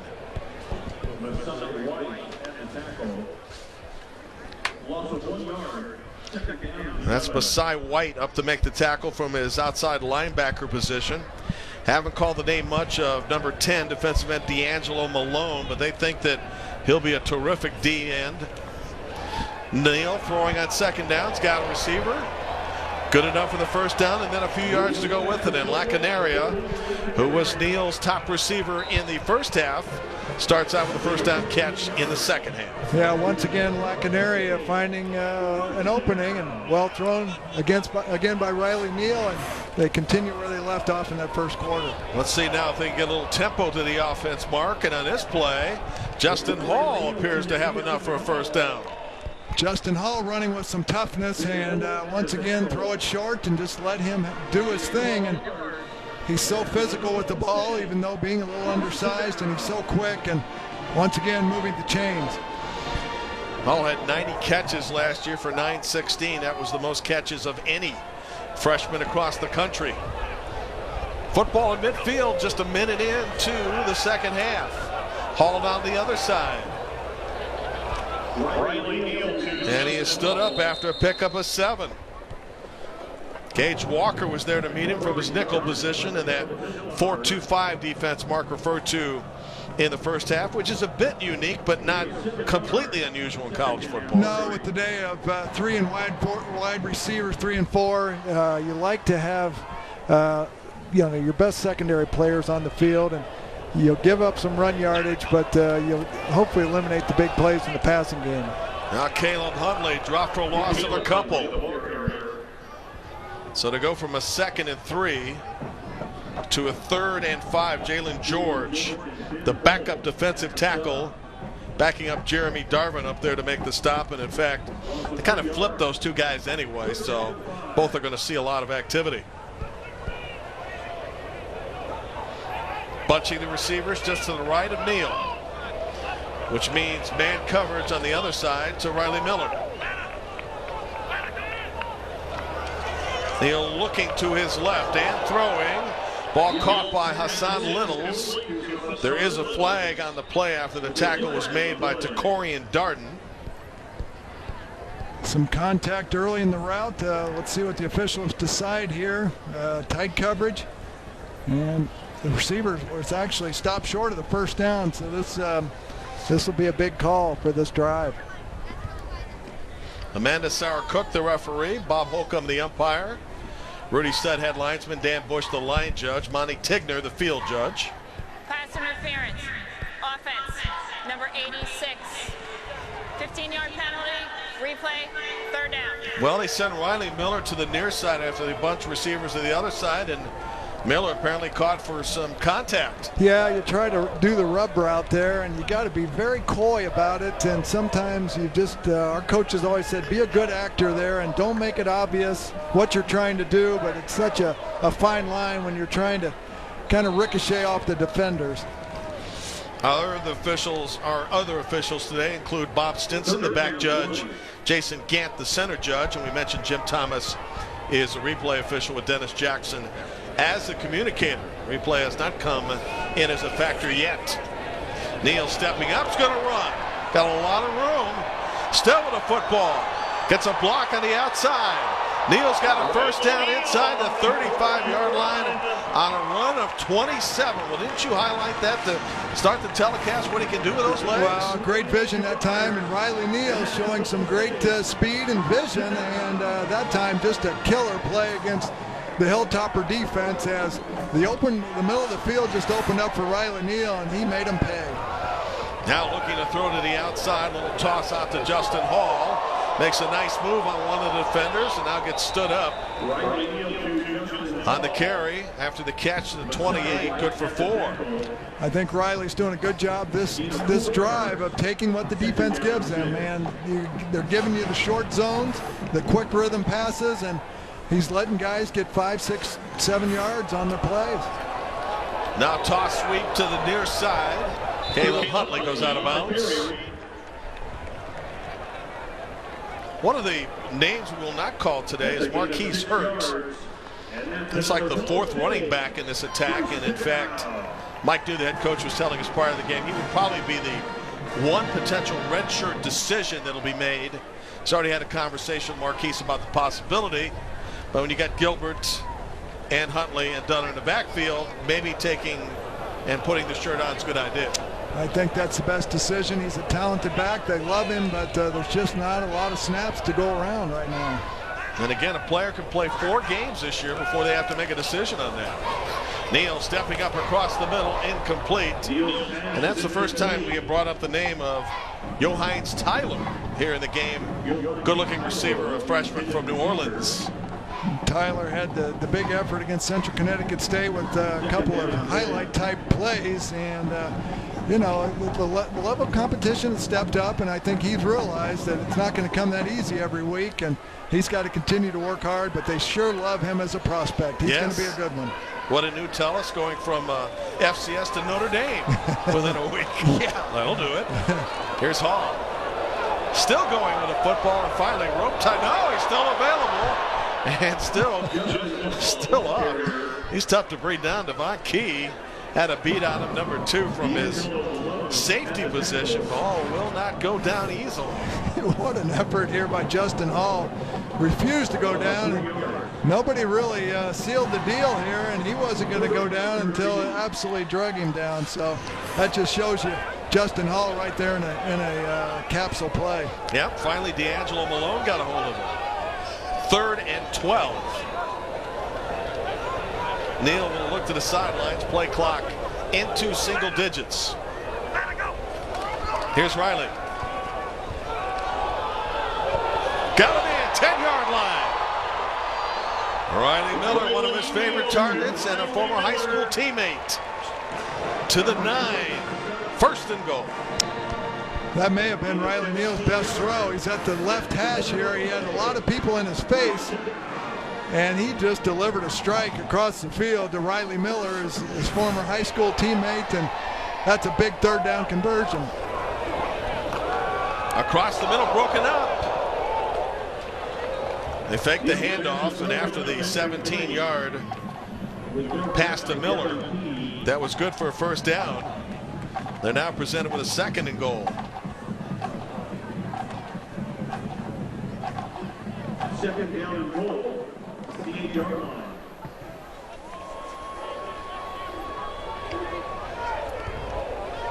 Let's see what coordinator, or actually play caller, Mike Duke dials up. They'll run to the near side. Trying to get some leverage on that side. Nothing's available for James Gilbert, as they had that snuffed out, and they had close to 3 defenders on the play, including Roger Cray, all over him. Yeah, good job of rallying to the football that time. It looked like Huntley was able to maybe turn the corner, but 3 tacklers came from inside out and stopped that effort. So excellent job. What do you like here on 3rd down, Mark? Well, you've got the 3 wide receivers to the wide side, and Riley Neal certainly has made good decisions, so he's going to work that combination to the far side. Flushed out of the pocket on the roll. Looking toward the end zone, throw it in the end zone, incomplete. And that will push Ball State into a field goal attempt. Malik Dunner appeared to be the intended receiver. Yeah, and Riley looked to the weak side first, but an excellent pursuit that time by Western Kentucky. Flushed him out of the pocket and then made him make a play on the run. And as you mentioned, looking for, Malik Dunner in the back of the end zone, and Malik couldn't come up with the catch. As a result, a 25-yard field goal attempt for Morgan Hagee, who hit on one earlier.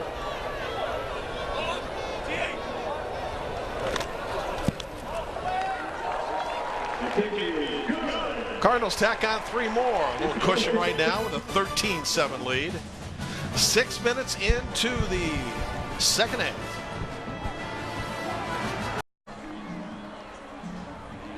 Davis Shanley started the game as quarterback for Western Kentucky, but before we start the 3rd quarter, this is what happened to him on a routine warm-up toss.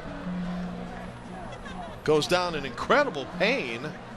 Did you ever have something like that happen to you? No, boy, that is curious because he looks like he's grabbing his elbow or forearm, and obviously in a lot of pain. And yeah, that is just something that I never experienced, and I would just not even hazard a guess as to what happened to Shanley there. Now a return for Jaquez Sloan, and in fact, by the new NCAA rule, you can call for a fair catch inside the 20-yard line, and the ball will come out to the 25, so that's a good decision on his part. And Stephen Duncan, who has thrown the football just 5 times this year, apparently will get the start here in the 2nd half. They have Kivaris Thomas, who is an outstanding freshman from Lakeland, Florida, can do a lot with the football as the 3rd quarterback. Drew Eccles is out this week with an upper body injury, so they're actually now down 2 quarterbacks. Yeah, this is quite the development here for Mike Sanford and his troops here. So we'll see how Duncan can do to move the team. Duncan will throw on 1st down. Nice safe pass to Lucky Jackson. Josh Miller had a shot at it, missed it. And then Brett Anderson came in there. Brett's getting a few more snaps today with the injury to Lamar Anderson, who, as Mark said earlier, is out and out for a while with a shoulder injury. So both teams with injuries of significance, most of Ball State's prior to the game. And some movement. Defense can move around, but not the offense. Yeah, offense, you've got to stay completely still. Number 67, offense. 5-yard penalty, remains second down. Second penalty today at Seth Jost, the starting center. So across the line, you've got 4 sophomores and a junior as starters today, or expected starters. Cole Spencer did not start. Parker Howell Jr. stepped up in his spot due to injury. Not able to get much traction on the ground yet, as head of steam by Joshua Samuel, but not much was available, and that brings us down to a 3rd and long for the Hilltoppers. Jacob White doing a great job again, filling in that hole. He really just reads things so well, tendencies, and prepares himself, and does such a great job. And yeah, now 3rd and longer situation here for the Hilltoppers. Well, you mentioned their linebacking core. It's a good one in that 3-4 for the Cardinals. All 4 are very athletic. Duncan on the roll, looking for the first down, and he's got it. Well, Stephen Duncan had nobody available. He did the right thing there. Ran to his left, picks up enough for a topper first down. Yeah, great effort by Duncan there. Didn't see anybody, and he knew where the sticks were, and he was physical at that 35-yard line and kept the chains going. Now with some new downs to work with, we'll find Lucky Jackson out of bounds for a short gain. Actually, the spot will give him a gain of 5. Yeah, this is the attack that I think Western Kentucky needs right now. Just get those 5-6 yards, put yourself in good situations on 3rd down, avoid the penalties, and you can move the football. Lucky now with 6 catches for 70. Toppers made a quarterback substitution last week against Louisville that paid off. And now, in the absence of the injury to Davis Shanley, Stephen Duncan is showing what he can do with his legs. I like the confidence. Stephen Duncan runs his own read and just goes straight ahead for a first down. And Western Kentucky now at midfield. Duncan getting out of trouble and throwing. And that will be enough for a first down to the 40-yard line. And when in doubt, it's better to be lucky than good. Nice job of stepping up, feeling the pressure, getting up into that soft area of the rush, and he found Lucky Jackson for another first down. Things are clicking here for the Hilltoppers. Now how will defensive coordinator David Elson adjust for Ball State? Well, he's playing a lot of soft zones, and let's see if he dials it up and gets some man coverage and some more pressure. Which is something he wanted to do to start the week. Duncan looking down the middle of the field's got to keep it. Fakes the pass, although he was well beyond the line of scrimmage. Ball is loose. And it's recovered back at the 38, so officially it'll be a gain of 2 yards on the play as Western Kentucky retains possession. Yeah, unfortunately, when you get stood up like that, everybody's grabbing and taking and stealing, and that ball did come out. And fortunately, Western Kentucky kept possession.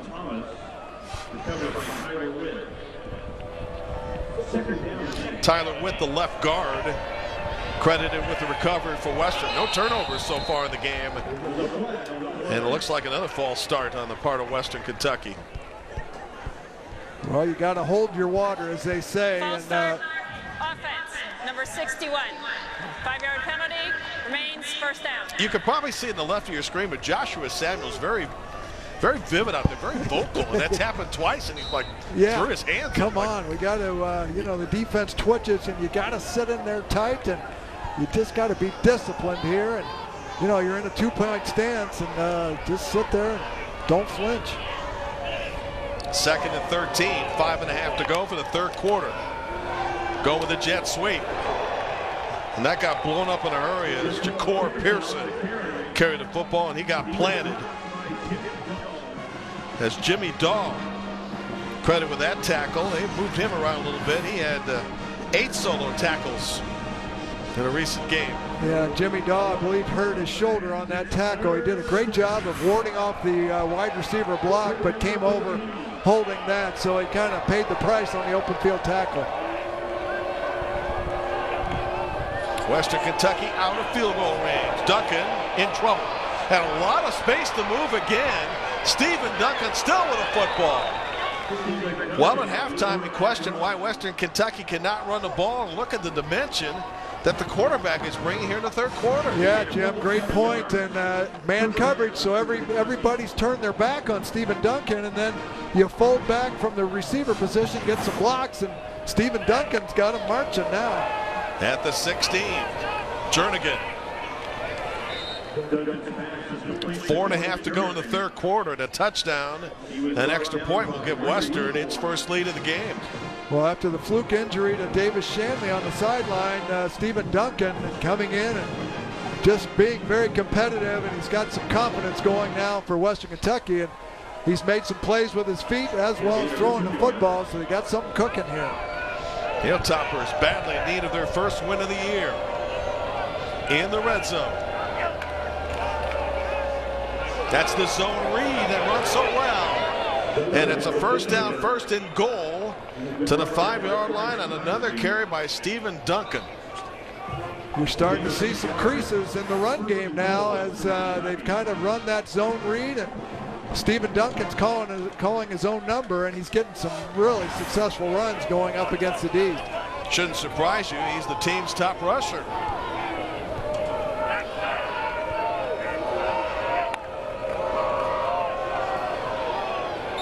Straight ahead handoff. This time Duncan doesn't handle as Geno Appleberry rushes the football.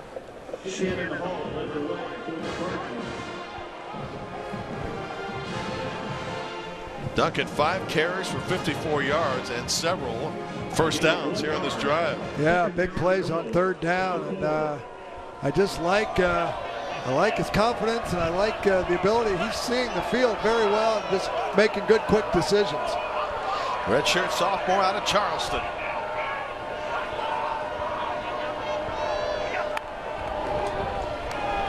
Little toss inside. What a great design play. And a touchdown to Myquan Dean to tie the game. Great play call by the head coach, Mike Sanford. Yes, sir. I mean, that you've got that good zone read going, and then you fake it and come back with the shovel pass, and well-executed play there for the score. Dean finishes it off, and what a terrific drive for the Hilltoppers as they have a chance to take the lead here. Which can happen now on an extra point by Ryan Nuss.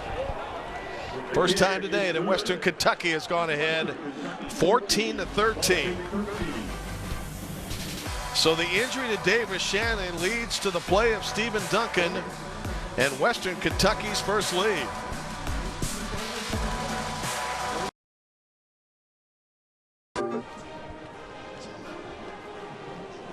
Quarterback Stanley Duncan, or rather Stephen Duncan, excuse me, had such limited activity prior to this last possession where he'd only carried the ball a couple of times and only thrown 5 passes. That's a pass right there to Myquan Dean to help his team now to a 1-point lead.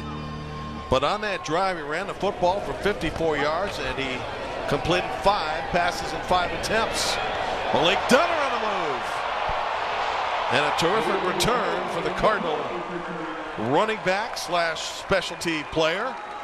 And so Ball State's going to have field possession of a good quality when we come back. 2:45 now for the third quarter, and both offenses are starting to pick up.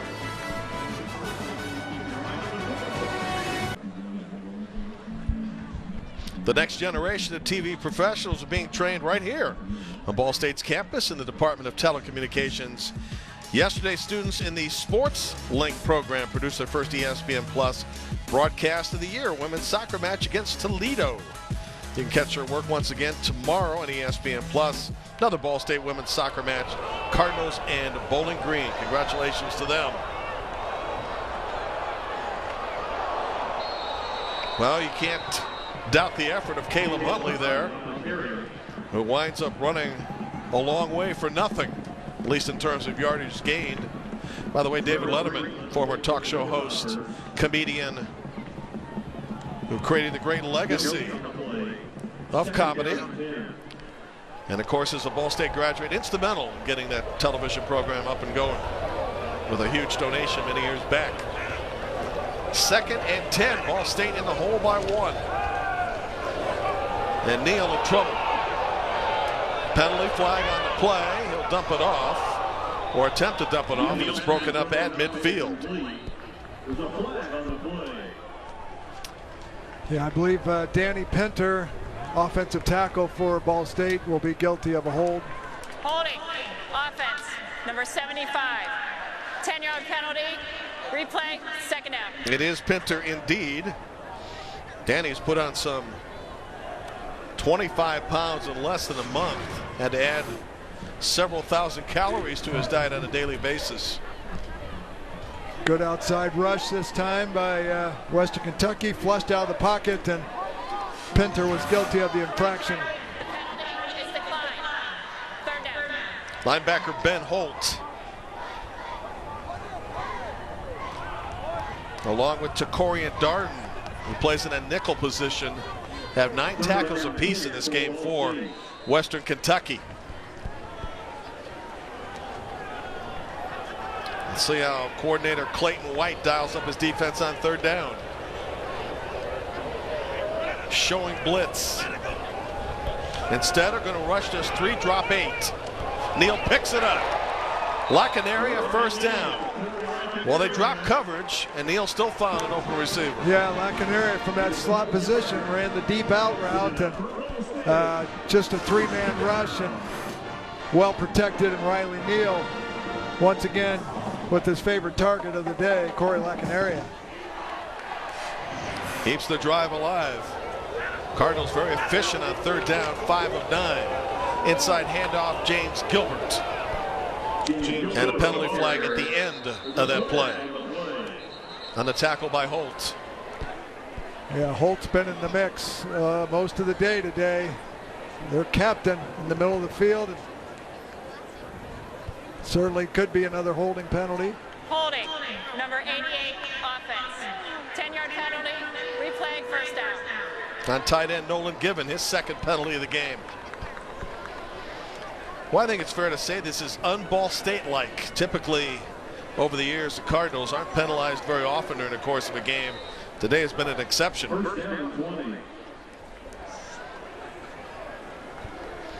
7 penalties for 78 yards. And we still have time left in the 3rd. Yeah, that's tough yardage to overcome. As an offense, you keep putting yourself in these tiresome long yardage situations. Neal on play action, looking to go vertical. Instead, he's running horizontal. And he must bench it. Yeah, we think about the penalties in the first half that led to a drive that was going in the opposite direction and presented Ball State with a 2nd and 35 yards to go. Yeah, and as a play caller, you just you don't have a lot of answers for that type of yardage. So you want to be in these 2nd and 6 types of situations instead of 2nd and 20 right now. Yeah. Got to get the football to the 30. Neal in trouble, and again has to dump it off, and again a penalty flag on the play. It almost seems like this Ball State offense is bogging down. Very slow developing play, has a lot of misdirection, and wanted to set up a screen in the middle. But Offense. Number 75. 10-yard penalty. 2nd down. So in this game and this drive, Pinter has now picked up his 2nd penalty. The penalty is declined. 3rd down. But it's declined, so it's 3rd and 20. yeah, very frustrating series for Ball State and this offensive line as you go forward 5 and back 15, but this time decline the penalty and 3rd and long again. Little screen pass the near side to Hall. There's not much available there. Now Ball State will give away the football. This was a promising drive, and suddenly it self-destructs. Boy, how about Ben Holt once again from that inside linebacker position, Good outside leverage by the cornerback to funnel everything in, and 44 was on his horse to make that tackle, and he's just been a terrific performer for that defense today. Holt now has 11 tackles for the game, but we still have a quarter to go. Xavier Lane is deep. The ball's always dangerous because it can hit the backside of somebody and make it a live ball. But instead, that's a punt of 41, and the spot favors the Ball State Cardinals.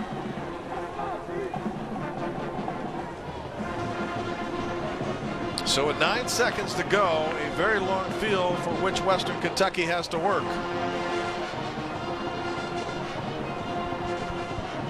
Well, it's a big opportunity for Ball State defense to keep Western Kentucky pinned back here to get that ball back in good field position. Western Kentucky kind of won that third quarter, so as we get into this fourth quarter, it's going to be who can make the big play and eliminate those mistakes and penalties, and let's see what Western Kentucky can do here with a long field ahead of them.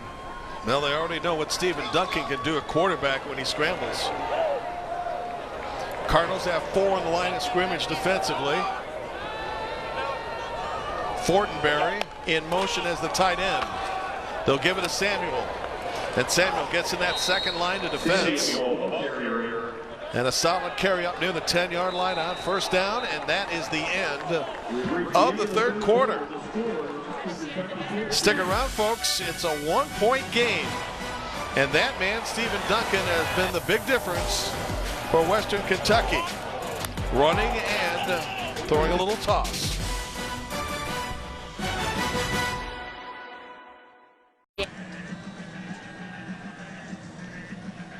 Back to business. The line score in our game as we approach the fourth quarter, with Western Kentucky leading Ball State 14-13. Jim Barber with Mark Herman, Mike Sanford. The second youngest coach in college football. He was the youngest before some guy Lincoln Riley came at Oklahoma. He hasn't done much with the Sooners so far, so I don't know if he'll last. What are they averaging? 50 points a game. They are just fun to watch. Yeah. And P.J. Fleck has done a creditable job at Minnesota, but today the boat capsized a bit, losing big to Maryland 42-13. Big Ten had a rough week last week, didn't it? Boy, that was ugly. Yes, a lot of the guys up at the top took a beating. So Big Ten's got to recapture some of that swag.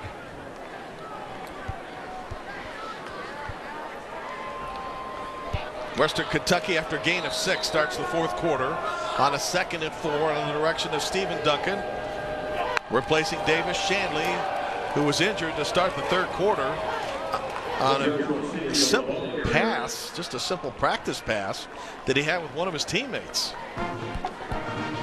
It's a first down now as they move the chains to the 15-yard line. That's good back-to-back runs, good surge by that offensive line. And, you know, you kind of dig yourself out of a hole here, and you got a little room now to operate. Duncan pulls it out and throws to the outside. And Dean, after breaking a tackle, picks up a first down. Myquan Dean, the 5th-year senior from Tulsa, Oklahoma, who played at Northeast Oklahoma A&M prior to his days here at Western. Yeah, good physical play by Myquan Dean. He broke a tackle after what would have been a 3-yard gain and turned it into a first down. So that's a great effort by the tight end. He has been pretty sure-handed, Mark, since that drop he had where he kind of fumbled it up in the air a few times. Play action for Duncan, and that one broken up, and that could have been picked off.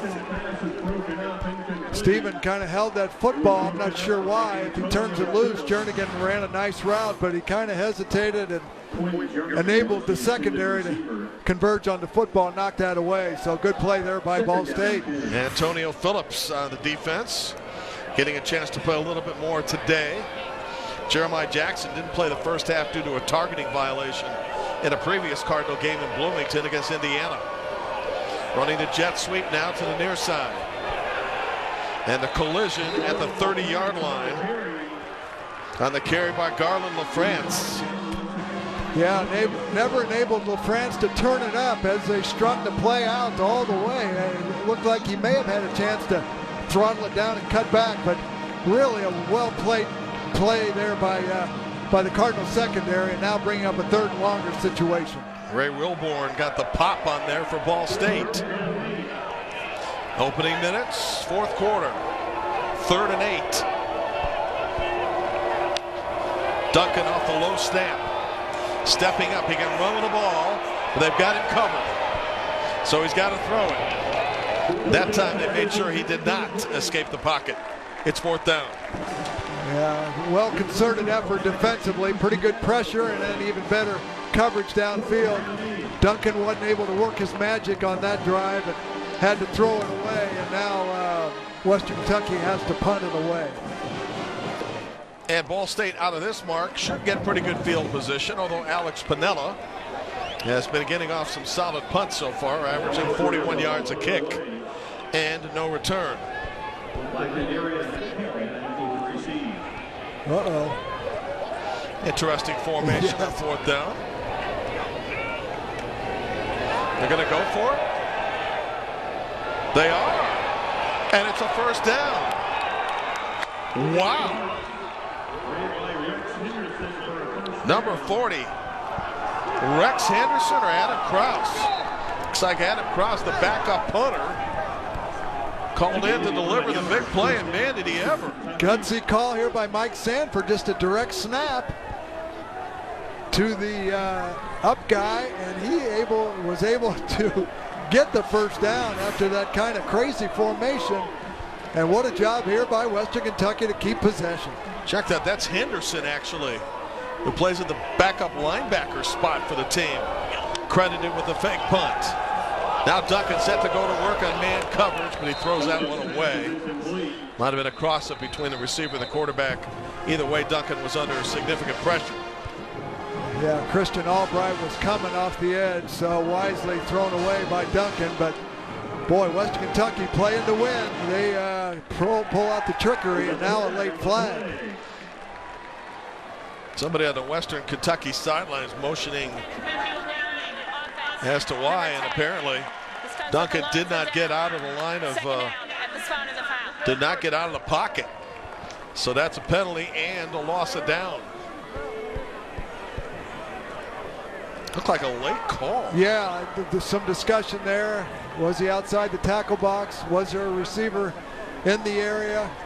It obviously got past the marker, but really tough call here as you lose a down and yardage. So it becomes 2nd and 17.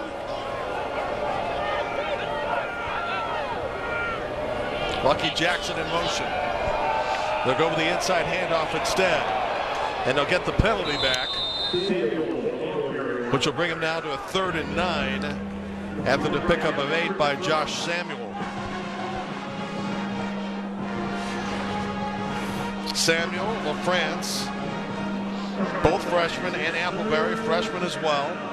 Mark talked about the 3 good-looking kids in the backfield that'll be part of Western's return to prominence, this time on the FBS level.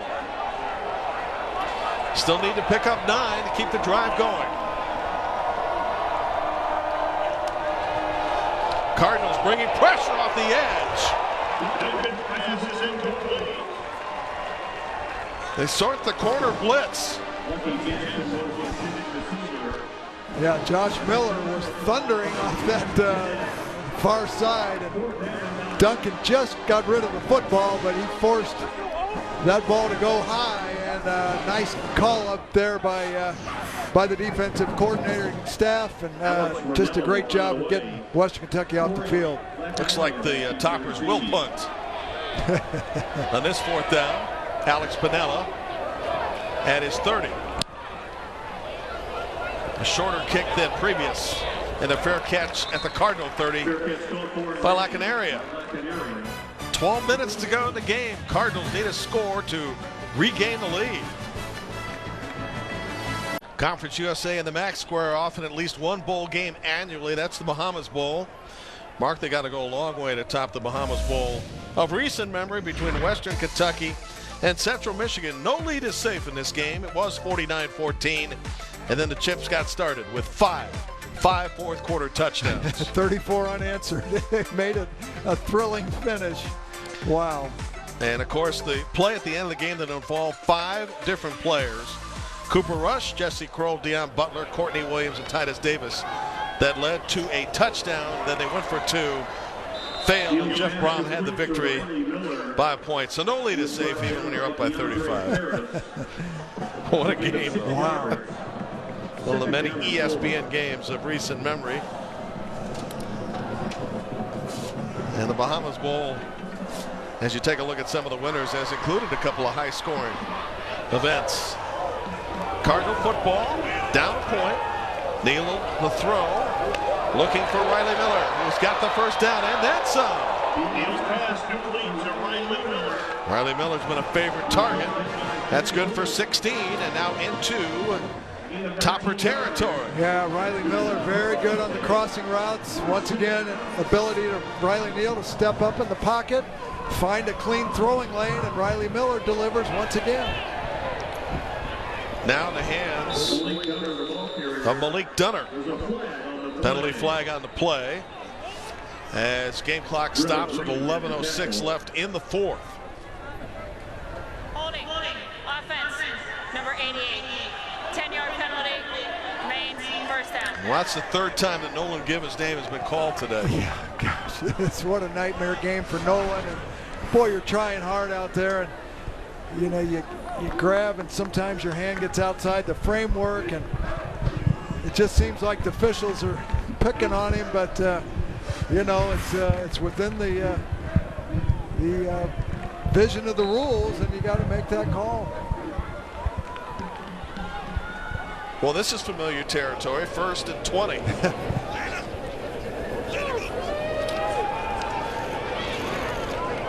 Neal releasing to his receiver, James Gilbert. But a man coverage to the outside. Didn't have much room to move as Takorian Darden makes yet another stop for Western Kentucky. He has been most active today. Yeah, these 2 linebackers, the nickel linebacker Darden and Ben Holt, have been very active today, and we've called their names on several occasions. Cardinals don't need a touchdown, but they need to get a lot closer for a field goal that would help them regain the lead. 5-man rush, now 6. Delayed blitz. Neal picks it up, finds Riley Miller back at the original line of scrimmage inside the 45. Pretty good coverage, Roger Cray, and nice pressure there. Made Riley Neal just kind of take the underneath route, and now you're in 3rd-10 situation here. Ball State getting closer to field goal range, so this is a critical down for both squads here. Roy Lacanaria, favorite target, is the outside receiver. Neal looking for him and still looking. And throwing. Got a first down inside the 35. He finds Riley Miller on a crossing pattern, and the drive remains alive with 9.5 left. Yeah, terrific protection, and Mr. 3rd down here, Riley Miller gets separation from the linebacker, and an accurate throw by Riley Neal keeps the chains moving. Now Caleb Huntley to the left of Neal on the zone read, straight ahead, breaks a tackle into that 2nd line of defense, still fighting with the football, and they'll spot him at the 16 and a pickup of 18. What physical running by Caleb Huntley right up the gut. Excellent blocking at the point of attack, but then Caleb Huntley doing a marvelous job to finish that run. And the Cardinals going up tempo right now, looking for the end zone. Here's Huntley. He cannot be denied as he picks up another Cardinal first down. It is 1st and goal. Back-to-back strong runs by Huntley, and that's just a terrific effort. And he does have Ball State nearing the goal line. Toss to the outside, Lacanaria, walk in. Ball State takes the lead. Very nicely executed play there. The kind of bubble screen and you have to have great blocks by your wide receiver buddies, and both of them did the job of blocking area, split the defenders for the touchdown. Mark, a lot of schools of thought as you take a look at this touchdown here as to what you should do here in the fourth quarter. Go for 2 to make it a 7-point game, or go for 1. What is your philosophy? Well, you don't chase points early in the game, but at this point, you know, you may consider going for 2 to make that, you know, if Western Kentucky scores, to make it a tie game. So an interesting choice here by Mike New. Hagee's extra point is true. Makes it a 20-14 game with 8:39 to go. Here's the go-ahead score. Like an airy little high step into the end zone. Why not?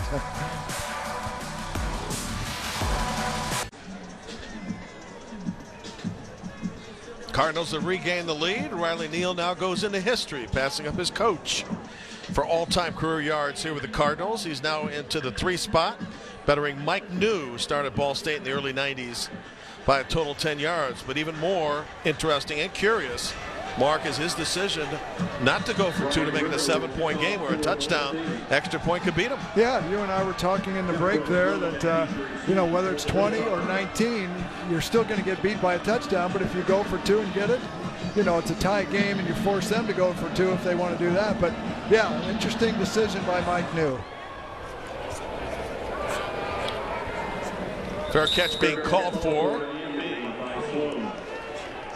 And so Jaquez Sloan doing this for the 2nd time today. We'll give him the ball at the 25. Western Kentucky had a 21-point lead against Maine, which, by the way, is a very good team in FCS, and an 11-point lead against Louisville. Lost both games by a field goal. This doesn't mirror that so much in the fact that their only lead has been by a point, 14-13, but youthful teams a lot of times, as Mike Sanford related to us during the week, have trouble closing out games. Yeah, they want to finish games, and you play well for, you know, 45, 50 minutes, and you got to learn to finish games and seal the deal against good opponents. Lucky Jackson breaks a tackle and able to pick up the first down on a catch and run of 11. Stephen Duncan replacing the injured Davis Shanley, who was injured on a practice toss before the start of the 3rd quarter. Lucky Jackson sure had a nice game. He's competing and really playing well. There's the zone read. That's not going to fool a veteran like Jacob White. No, you can only get him a couple times. This time Jacob White right where he needed to be and tackled Stephen Duncan for just a short gain. So you know, this is going to be a chess match here as we get into the final 8 minutes of this game to see who can execute and come up with a win here.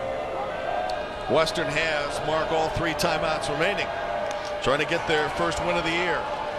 Duncan has got a man, depending on the spot, close to the first down marker as he fired a rocket to Jaquez Sloan.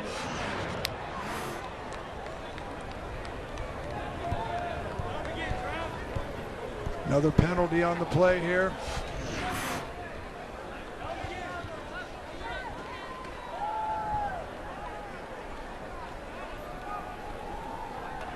There's no foul for roughing the passer. First down.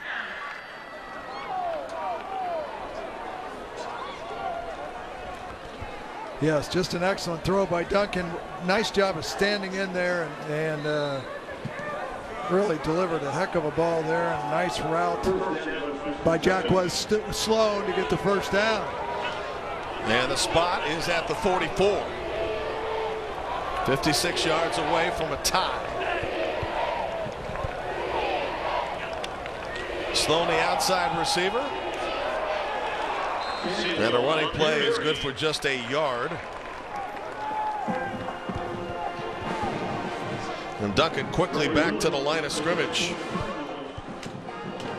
Tackle by Fred Schroeder, who was shaken up earlier in the game and now back in for Ball State. Boy, both teams have taken care of the football, at least. No turnovers, if I'm not mistaken. So from that standpoint, it's been cleanly played. But who's going to come up with the big plays here in the waning minutes of this game? Duncan on play action, going vertical in man coverage to the end zone. Broken up.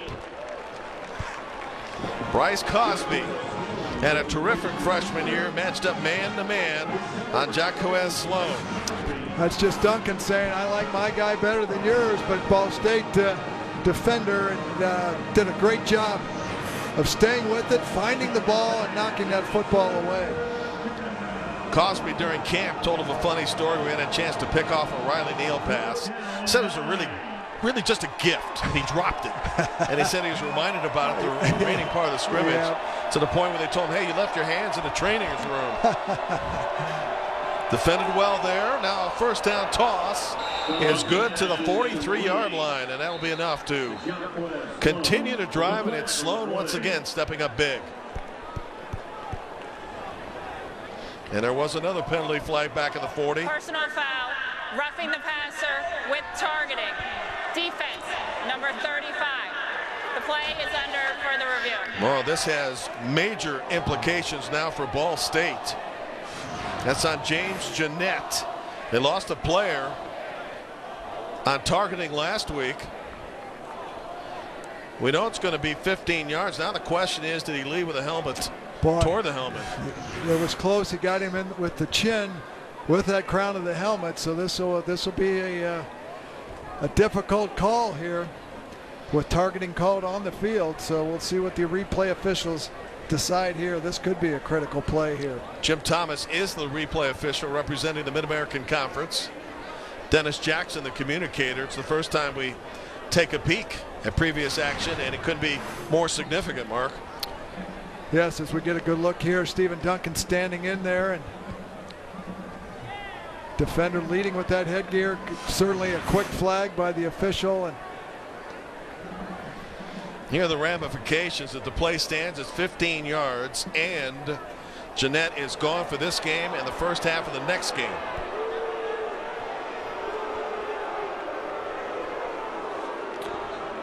Well, obviously the intent of this rule is to protect the quarterback and try to eliminate those crown of the helmet hits. Now, as it gets above the shoulder area, that's the judgment, whether it's into the face mask or into the chin. But leading with that crown of the helmet. The ruling on the field stands. Number 35 has been disqualified for the remainder of the game. 15-yard penalty, automatic first down. And Jeanette now will miss the first half of the game with Northern Illinois, or rather Kent State, next week. One more look at it here, and unfortunately for the player, but that's the way the rules are written. And think it's a good call? Well, it's so close, Jim. The fact that he led with the helmet, you know, is kind of where we are with this penalty, and certainly Jeanette is absolutely very upset. And it is a tough penalty because he does miss the rest of this game and the first half of next week. Jeanette getting a chance to play more often today. Misses the rest of this game. Football now at the Cardinal 28.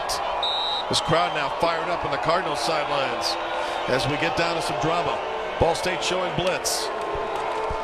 Inside handoff, Samuel, and straight ahead. More like a run blitz. Carries the football to the 23 as they put a lot of people in the box.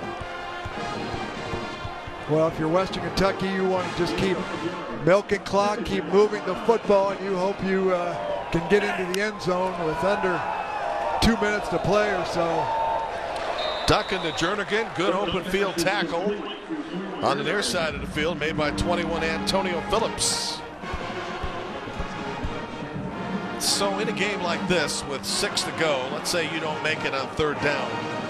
Are you looking at a field goal to cut it to 3, or are you more interested in a touchdown that would be more dramatic here? Well, I think fourth and less than anything at like 2 yards or so, I think you're thinking touchdown. But if you're 4th and 7, you almost have to take the field goal and hope your defense can hold up. Duncan's able to scramble. Instead, he hands it off, and that is going to be close enough to the first down. And the carry by number 28, Gino Appleberry, already has a touchdown run. Well, it's physical running by Appleberry. He ran over some tacklers to give himself that last yard. It's a first down. Yes. A gain of 3 yards. First down, Western Kentucky. Gino Appleberry, one of those 3 outstanding freshmen, trying to lead Western Kentucky to its first win of the year with 5.5 left. Toppers into the red zone. Against Samuel, this time brought down with no gain. Jacob White caught him trying to run off tackle. And no gain on the play brings us to a 2nd and 10 as we get down to under 5 to go.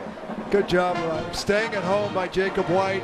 Looked like there was some misdirections and kind of coming back against the grain, but he filled the hole nicely like he's done all afternoon.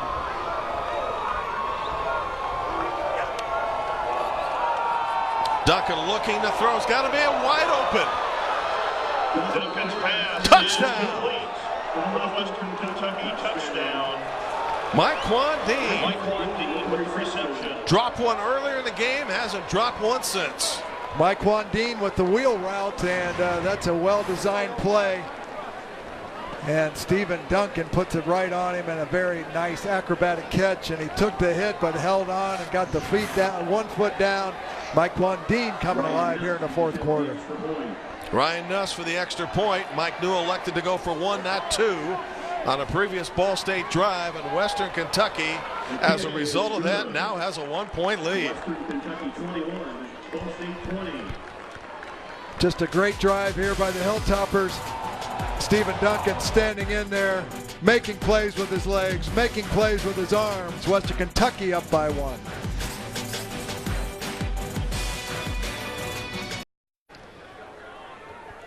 Are the Hilltoppers on the verge of their first win of the year? Well, Stephen Duncan would like to hope so.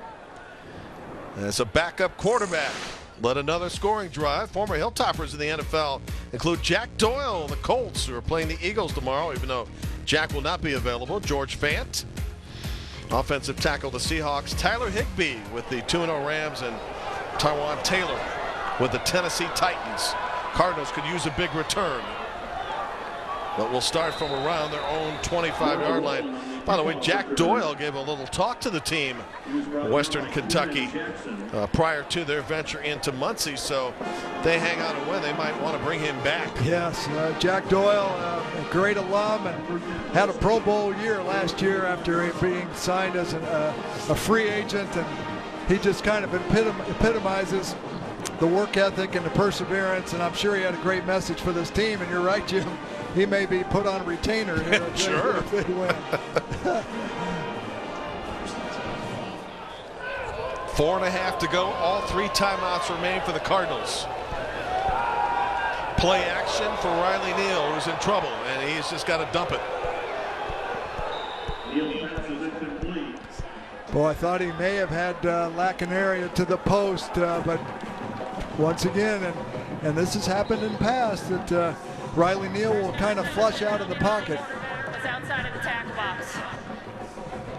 Kind of moved outside, and really all he could do was throw it out of bounds. So excellent start here for the Hilltopper defense, 2nd and 10. Yeah, defense had him in position last week to beat Louisville before losing by 3. On 2nd and 10, Riley Neal surveys the field. Incomplete. Now 3rd and 10. Man coverage that time. They were not going to sit back in those soft zones, and they're going to try to make Riley Neal put it on these receivers. Now you're in an enviable situation at 3rd and long. And will they dial up some pressure here or play coverage? They have played coverage on a couple of long 3rd down situations. Got burned one time. Showing blitz right now. And rushing 4, dropping 7. Got pressure on Neal. Throws up in the air. Incomplete. Flag on the play. Back at the 15-yard line. If it's against Ball State, it'll be declined. But we'll wait. Amanda Sauer-Cook signals against the Cardinals. That will be declined. Holding. Offense. The penalty is declined. 4th down. How many holding calls today on the Cardinal offensive line? Yeah, just killer penalties. And Ben Holt came on that delayed blitz and he did a heck of a job, and just nobody to throw the football to. And yeah, the penalties have just crippled this offense. And now Western Kentucky gets it back, a chance to go into their 4-minute offense and seal this game. Real enviable spot right now. Fair catch being called for inside the 30. Time to take a look at who's putting in work, presented by Carhartt. Not a tough decision, because it's the backup quarterback to the rescue today, Stephen Duncan, who in relief in the second half has led 2 scoring drives for scores. Yeah, you talk about being ready to play and engaged. He came in and this team didn't even miss a beat, and they actually picked up a few beats, and he did a heck of a job bringing his team back in the second half and worked that football around, and the go-ahead lead touchdown pass to Mike Wandine. Let's see if they can hold on. I said 2 scoring drives for scores. That's quite redundant. 2 scoring drives for touchdowns. We know what you meant. Yeah. Thank you. 4:08 to go. Trying to drain the last 4 minutes and win their first game of the Toppers. Putting the ball on the ground. It's a good start. And the first down pickup by Joshua Samuel, who bolts for 10. Samuel's been impressive all day long. Kind of low center of gravity, but that was well blocked. It's been a good play for this team to fake that jet sweep and give it to Samuel in behind. This running attack, non-existent, now has 153 for the game, and those are good numbers for a team that came in rushing the ball just barely above 100. Well, and if you're Ball State now, you've got to start thinking timeouts. You've got 3 left, and good point. They're going to milk this clock down to under 5 each time. Off the zone read fake, Fortenberry, the tight end on the outside. Good open field tackle by Josh Miller.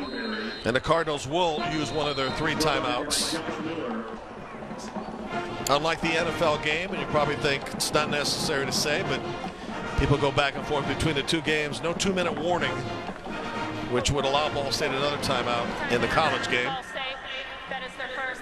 There's a pickup of 4 in the play, so it'll be 2nd and 6. And if you're Western Kentucky,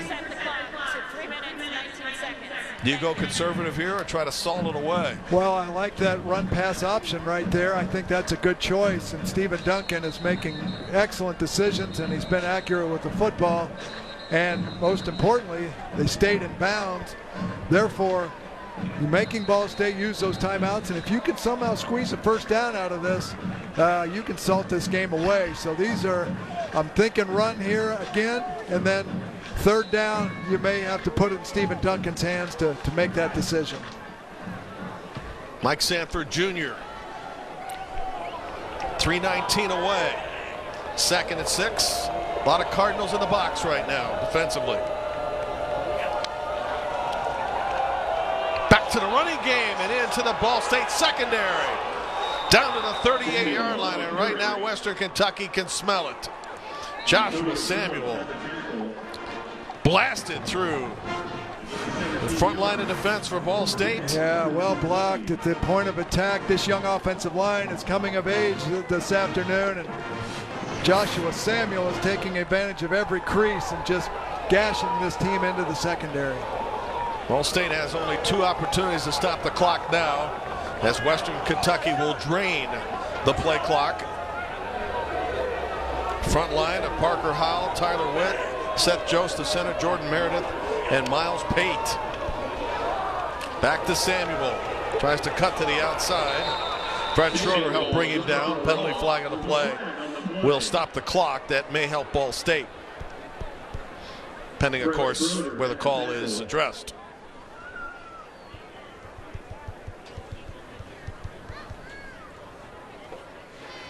Personal foul, face mask, defense, number 52, 15-yard penalty, automatic, first down. Schroeder gets a tackle, but also picks up 15.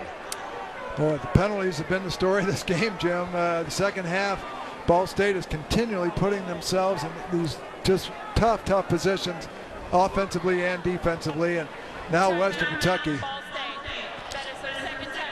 Let me ask you this, Mark. The Cardinals are going to use a timeout here. and it's a one-point game, would you consider giving up a touchdown purposely to get the ball back and have a chance to tie? Well, yeah, because you're first down, you're down to one timeout. They can only run, one more play, and then they're almost to the point of taking a knee. And so, yeah, I mean, that's certainly a school of thought. Coaches to their core just hate to give up an automatic score like that, but that may be your only strategy to get the ball back. So it's certainly something to consider. Again, just one timeout remaining for Ball State, which has been penalized 10 times today for 120. Well, that was a first half problem, penalties for Western Kentucky. And now the disease has spread to Ball State in the second half. 2:35 to go.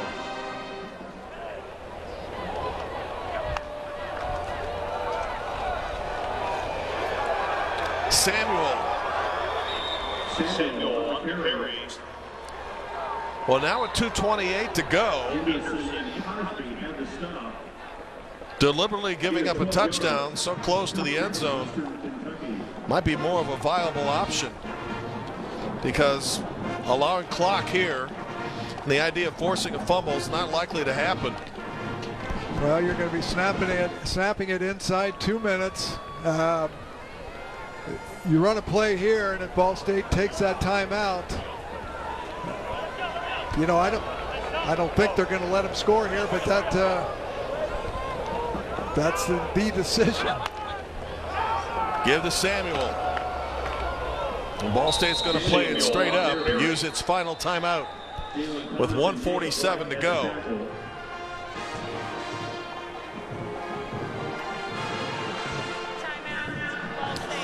Look at Western Kentucky's upcoming schedule. This should draw a crowd of Bowling Green, Kentucky next Saturday night when a good-looking Marshall team comes to town. Then it's on the road to Charlotte, Old Dominion, FIU, Middle Tennessee, Florida Atlantic, UTEP, and a finish at La Tech.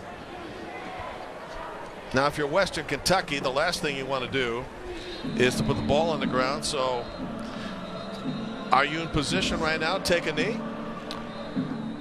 With just with 3 downs to go, yeah, I think you can. I mean,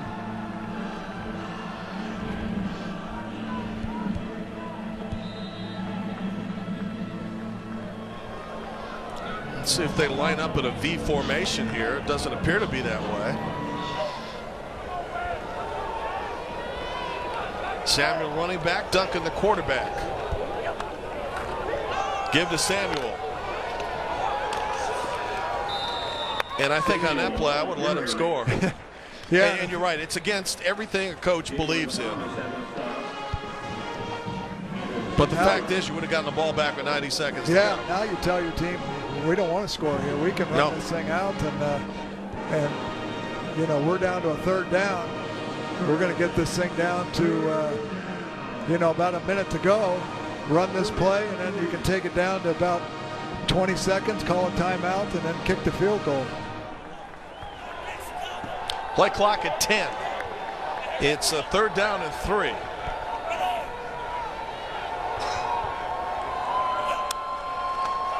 Samuel straight ahead. That's a good play on part of Ball State. Recognizing that they're going to milk out the final seconds, why not give them the score? Now you've got a minute. And assuming Western Kentucky kicks the extra point, you've got 1 minute to get a touchdown and a 2 to tie the game. Yeah, and if you're West Kentucky, you maybe would advise that player to take a knee. Yeah, get down to the 1 and fall down. So, and then kick your field goal, and you're up 4 with about 20 seconds to go. So, well played by Ball State. That's your only answer, really. Does grab at the heartstrings of the defensive coordinator. Oh, yeah. I got to do what? Extra point is good, 28-20. Still hope remains, though, for Mike New and Ball State, because they've got a minute. No timeouts left, though. But have a minute to march the length of the field and go for 2. Now Mike Sanford's got to sweat it out. Yeah, and this is the only chance for Ball State to get back and tie this game. And, you'd love if Mike Sanford could end this game by just, kneeling it down and kicking that field goal, but nice strategy by the Cardinals. Now you hope for a great return. We know Malik Dunner is very capable of getting this thing out towards midfield and then taking a few shots in the end zone. So this thing is far from over. Mark Walton will be deep with him. Both players back in the 10. Now, wouldn't that be something if the Cardinals did march the length of the field yes. and have a chance to tie with a two-point conversion by deliberately giving up a short run for a touchdown? Right. This has been a chess match for sure. Lots of key decisions here in this fourth quarter. Well, last time Mike Sanford was in this building, senior, he won a game here that was a big surprise against Pete Lembo. Yes. At that time, the head coach at Ball State. Yeah, kicking it away from Dunner. Phil, fair catch. Good decision by Mark Walton. You don't lose any time off of it, and you, from that position anyway, you gain 20 yards. Right, right. So here's a scenario. You got to go 75 yards in 59 seconds and then go for 2 to tie. Well, you can still work the middle of the field because the clock stops after the first down. So I think there have been some opportunities, you know, with these slot receivers running in the middle, and you put that safety in a bind. So let's see what Riley Neal and company can do here. You also have 85, Johannes Taylor, on the outside receiver to the near side who can go up and get it. 3 receivers to the left, Tyler to the right. Instead, they go the safe route to James Gilbert, who did not make the catch. Incomplete second down, and off the clock goes 5 seconds. James Gilbert was the intended receiver. Well, Western Kentucky's going to try to keep everything in front of them and funnel everything to the middle of the field. No timeouts here for the Cardinals. And before that play happens, time being called. And the previous catch is going to be under review. It was ruled incomplete on the near side of the field to Gilbert, who slipped out of bounds. This is our best look right here, by the way. Well, the left foot is out. The question is, did the right foot get in?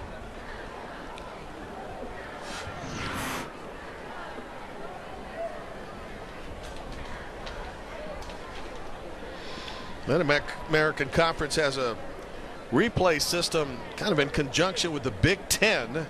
2 monitors on the sidelines, similar to what the NFL has.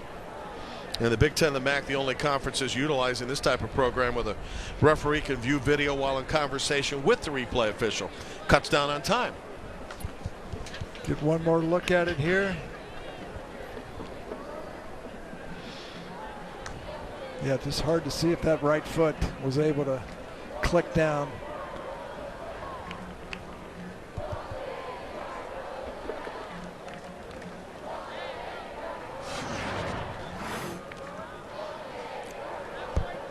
That might be a little better. Yeah, I think that right foot. Of an incomplete pass. Stance. Second down. 4 down territory for the Cardinals, who are out of timeouts and have a long way to go to have a chance. There's their home run hitter, Hall. As they'll send 2 receivers to the far side and 2 to the near. 4-man front right now for Western Kentucky, which will send 4. Neal flushed out to the sidelines, intended for Lacanaria. Incomplete, now 3rd down. And Western Kentucky 2 plays away from its first win. Yeah, DeAndre Ferris, once again, really good playing the football and tight coverage. Yeah, right. Ball State down to a couple plays here to see if they can get a chance to win this thing. Neal stepping up in trouble. It's a sack for Western Kentucky. Clock continues to move. 35 seconds to go. And now 4th down and a bunch. Got to get the football to the 35. Neal recognizes, firing on the run. Miller, what a catch! Riley Miller, 20 seconds left. What a big-time throw and catch that time. Riley Neal to Riley Miller on the sidelines. Ball State still alive to tie this game. Now down to 15 seconds. Throwing long for Miller, pushing off. Did he get it? Incomplete, but a flag on the play. And if this was like the NFL, that would be a spot foul. Yes, at the 1. Instead, it'll be 15 yards. Miller almost made an incredible catch to follow a really good catch moments ago. Pass interference, defense, number 2. 15-yard penalty, automatic first down. It's really not a bad fall on Devon Key. Might have saved a touchdown. Exactly. It looked like Riley Miller almost came down with this pass. And if he had, wow, that's how close he came. They're going to take a look at it. I don't know if he had possession. It didn't seem like he had possession. No. But I don't think Ball State minds. Really, with 12 seconds to go, how many plays do you think the Cardinals have? I think you can get 2 chances into the end zone.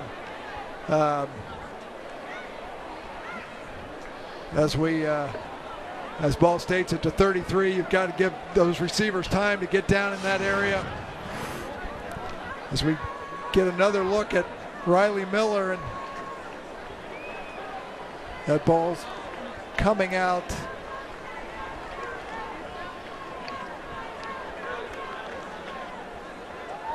Well, they always say the ground cannot cause a fumble, but didn't appear to have possession. After review, the ruling on the field is confirmed. First down. It's like the 95 AFC Championship game. Aaron Bailey in the end zone. Yeah, Harbaugh's throw. Yes. Against the Steelers. Yep. So now at the 33 with 12 ticks to go, no timeouts remaining. Riley Neal trying to go the length of the field and perform a miracle.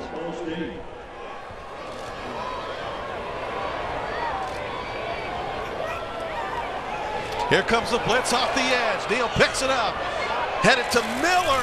Incomplete. As we're down to 5 seconds to go. Pressure by Western Kentucky from the backside. And to Corian Darden again. Yes, Darden has been a monster today. And Neal just barely got rid of that football. So nice decision there by the defensive coordinator. Look how Western is going to defend this with 4 back in the end zone. Before that play goes, timeout called by the Toppers. Timeout, Western Kentucky. This is their first timeout of the half. So we're looking at a jump ball toss here, basically? Yeah, that's all you've got left.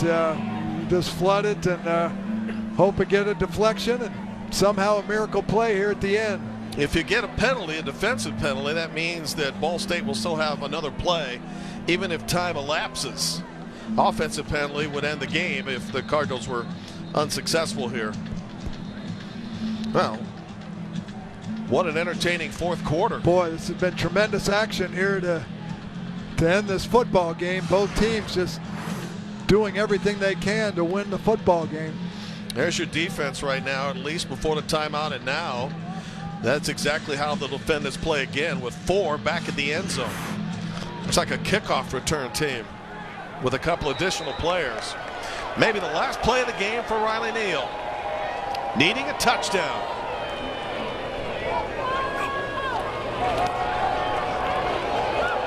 Rolling and throwing. This head of the end zone. It's a jump ball. Game over. Western Kentucky has its first win.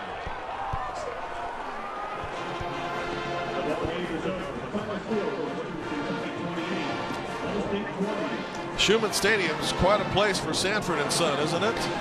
Yes, Senior gets a win in 2014 at Indiana State. Now the Son gets his first victory of the year here in 2018. Dramatic finish between these two teams, and they fought hard for 4 quarters. And Western Kentucky made a few more plays here to end this quarter and end this game. And a valiant effort here by Ball State. As we take a look at Riley Neal trying to find a receiver, try to get a deflection, try to get a miracle, to tie this football game, but Western Kentucky was there to knock it away. Corey Lacanario was in a perfect spot. As you take a look at Mike Sanford and family, it's a special time. And this man, Stephen Duncan, led the rally in the second half for the Toppers. So Ball State's got to regroup. 2 more home games in this homestand left, and for Western Kentucky, what a way to go into conference play, Mark. Yeah, they were terrific. It was a much-needed win. Mike Sanford and his team has got to be so proud to come into Schumann Stadium and come out with the win. So, yeah, a real game changer, program changer right now. For Mark Herman, Jim Barber, thank you for joining us from Muncie, Indiana on the final. 28-20 Western Kentucky. First one of the year for the Hilltoppers.